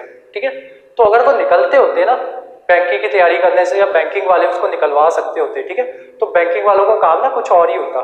ठीक है, तो ये बैंकिंग वाले जो होते हैं ना ये इनका जो ऐसा नहीं है कि ये कुछ गलत करे या एज सच वो है, इनकी जो स्पेशलिटी है वो सिर्फ बैंकिंग में है। ठीक है, बैंकिंग में ये बहुत अच्छा करवाते हैं, मैं नहीं कह रहा कि ये खराब करवाते हैं, ये अपनी जहाँ पे जो इनका एरिया है उसमें ये बहुत अच्छे हैं, बहुत बेहतर है, मेरे से भी बहुत बेहतर है। या जो दूसरे जो यूपीएससी के जो बाकी इंस्टीट्यूट्स है ना, बड़े बड़े इंस्टीट्यूट्स, ठीक है, जो आप यूट्यूब पे जिनकी वीडियोस वगैरह देखते होगे, ठीक है, बहुत अच्छे हैं वो, लेकिन उनके कंपैरिजन में बैंकिंग के सेक्टर में अगर देखा जाए तो ये जो लोग हैं ये बहुत अच्छे हैं। ठीक है, लेकिन अगर आप बोलो कि ये जो बैंकिंग वाले ये यूपीएससी की तैयारी करवा देंगे तो ये नहीं करवा सकते। एक और चीज, जब भी किसी भी इंस्टीट्यूट में जाओ ना 2-3 बातें नोट करो। सबसे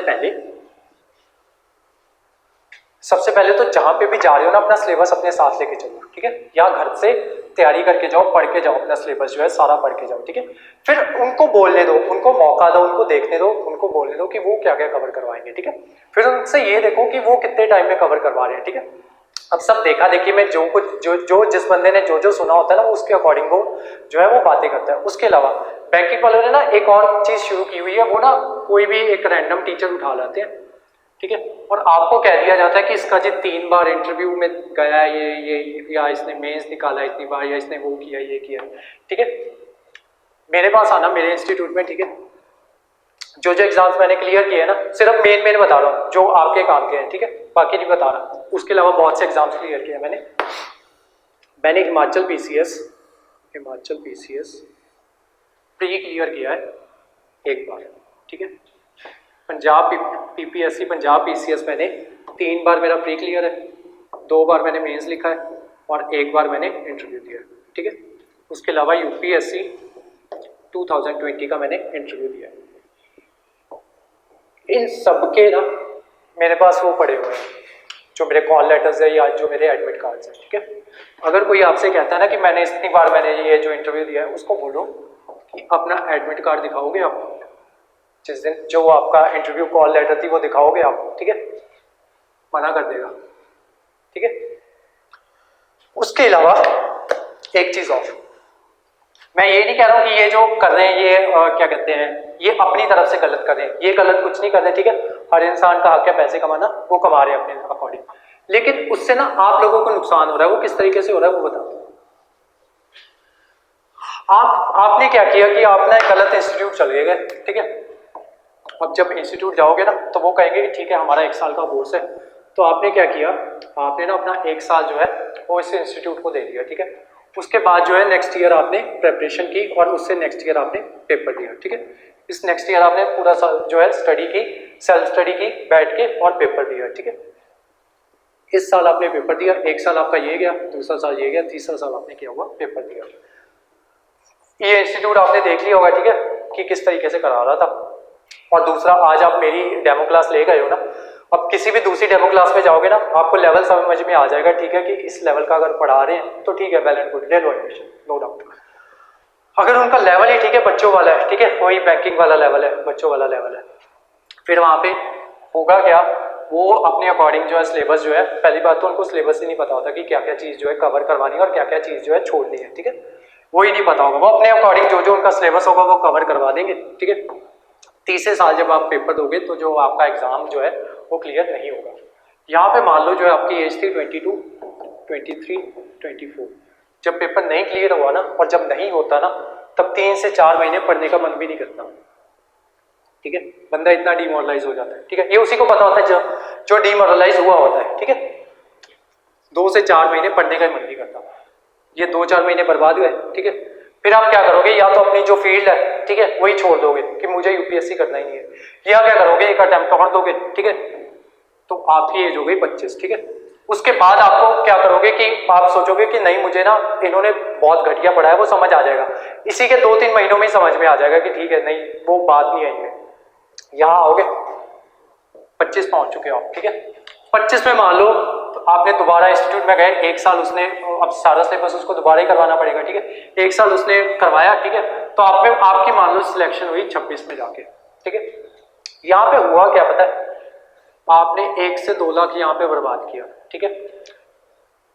पैसे को मैं कभी भी इंपॉर्टेंट नहीं मानता, ठीक है। रीजन बीइंग, ये जो 1 से 2 लाख वाली जो चीज है ना, जब आप यूपीएससी आईएएस लग जाओगे ना, तो 1 साल के अंदर छोड़ो, 2 से 3 महीने में ही आपका कवर हो जाएगा, ठीक है। 30,000 आपकी पे होती है ऑलमोस्ट, और 3 महीने में आपका ये जो है कवर हो जाएगा, ठीक है।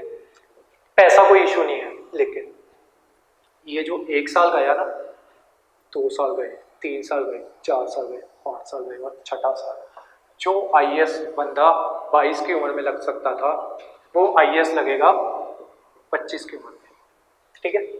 इसका नुकसान क्या होगा, अब आते हैं पैसे पे। जब आप रिटायर होने वाले होते हो ना, तो जो आपका पे स्केल है ना, उसी अकॉर्डिंग बढ़ता है। तो जब एक आईएएस रिटायर होता है ना, तो उसकी पर मंथ की जो ये होती है, पे होती है, वो होती है 1.5 लाख से 2 लाख के बीच, ठीक है। ये आज का ट्रेंड बता रहा हूँ, ठीक है। जब आप रिटायर होगे ना, मतलब आज से 25 साल बाद, ठीक है, अगर आज आपकी एज 25 है, तो आज से 25 साल बाद, 25 या 30 साल बाद, तो उस टाइम पे ये ट्रेंड नहीं रहेगा, ठीक है। इन्फ्लेशन होगी, इन्फ्लेशन की वजह से ये चीज़ है, ये भी बढ़ेगी, ठीक है। जो आपने 25 साल की सर्विस के बाद जो आपकी ये जो है 1.5 से 2 लाख होनी थी पर मंथ की, वो जो है आप 5 साल पहले ही रिटायर हो जाओगे। रीज़न बीइंग कि अपने ये जो थे 5 से 6 साल आपने क्यों बर्बाद कर दिए, क्योंकि आप यहाँ चले गए थे, गलत जगह एडमिशन ले ली थी, ठीक है। तो इस चीज़ का ध्यान रखो, ठीक है। उसके अलावा वो बात मैंने आपको बता दिया कि लोग बहुत झूठ बोलते हैं कि हमने एग्जाम्स दिए हैं या क्लियर किए हैं, ठीक है। उनसे मांग लिया करो, उनको बोलो कि भाई क्लियर किया तो हमें वो भी दिखा दो, अपना एडमिट कार्ड दिखा दो, ठीक है।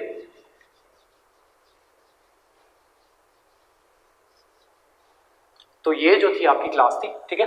और इन चीज़ों पे आपको ध्यान देना है, ठीक है। और 3 जो है हमारी डेमो क्लासेस हैं, ये 3 डेमो क्लासेस, 3 या 2 क्लासेस होगी, मेरे को लगता है 3 क्लासेस तक चली जाएंगी, क्योंकि आज का जो मेरा टॉपिक वो था टारगेट था, मेरा टारगेट था 1858 तक का जो रिपोर्ट है वो कवर करवाना है, ठीक है। लेकिन जो क्लास थी बहुत ज़्यादा लंबी हो जाती, तो दूसरा हमारा वो जो टाइम था वो स्टार्टिंग की जो आपको हिस्ट्री बतानी थी, ठीक है, उसमें थोड़ा टाइम लग गया, लेकिन वो ज़रूरी था, ठीक है। और ये जो हमारा बैच है इसके बारे में कोई भी इन्फॉर्मेशन लेनी हो आप तो हमारा जो नंबर है उस पर कॉन्टैक्ट कर सकते हो। और उसके अलावा ये जो हिस्टोरिकल बैकग्राउंड वाली क्लास है ना, ये तीनों के लिए है, ये ध्यान रखो, तीनों के लिए है ये क्लास। एरिया वाले बच्चों के लिए भी है और जुडिशरी वाले बच्चों के लिए, क्योंकि सिलेबस सेम है, ठीक है। और तीनों का सवाल आएगा हिस्टोरिकल बैकग्राउंड पे, एक सवाल आएगा ही आएगा, लिख के ले लो, ठीक है, सवाल आना है उस पर। तो आज की जो हमारी क्लास थी वो यहीं तक थी। इसके बारे में कोई भी इन्फॉर्मेशन लेने के लिए जो हमारा स्क्रीन पे दिया हुआ नंबर है आप उस पर कॉन्टैक्ट कर सकते हो, या फिर जो इसकी डिस्क्रिप्शन बॉक्स में जो आपको नंबर शो हो रहा है उस पर कॉन्टैक्ट करके आप जो इन्फॉर्मेशन है वो ले सकते हो, ठीक है। आपके एग्जाम्स के लिए आपको बेस्ट ऑफ लक, और कल फिर से हम मिलेंगे, जो आगे का जो ये है इसको कंटिन्यू करेंगे। तो और देखेंगे अगर कल फिनिश होता हुआ तो पूरा कवर कर देंगे, और नहीं फिनिश होता हुआ तो एक क्लास और एक्स्ट्रा ले लेंगे, ठीक है। क्लास को कोई इशू नहीं है। और आज की जो क्लास थी वो यहीं तक थी। थैंक यू सो मच, और आपको आपके एग्जाम्स के लिए बेस्ट ऑफ लक।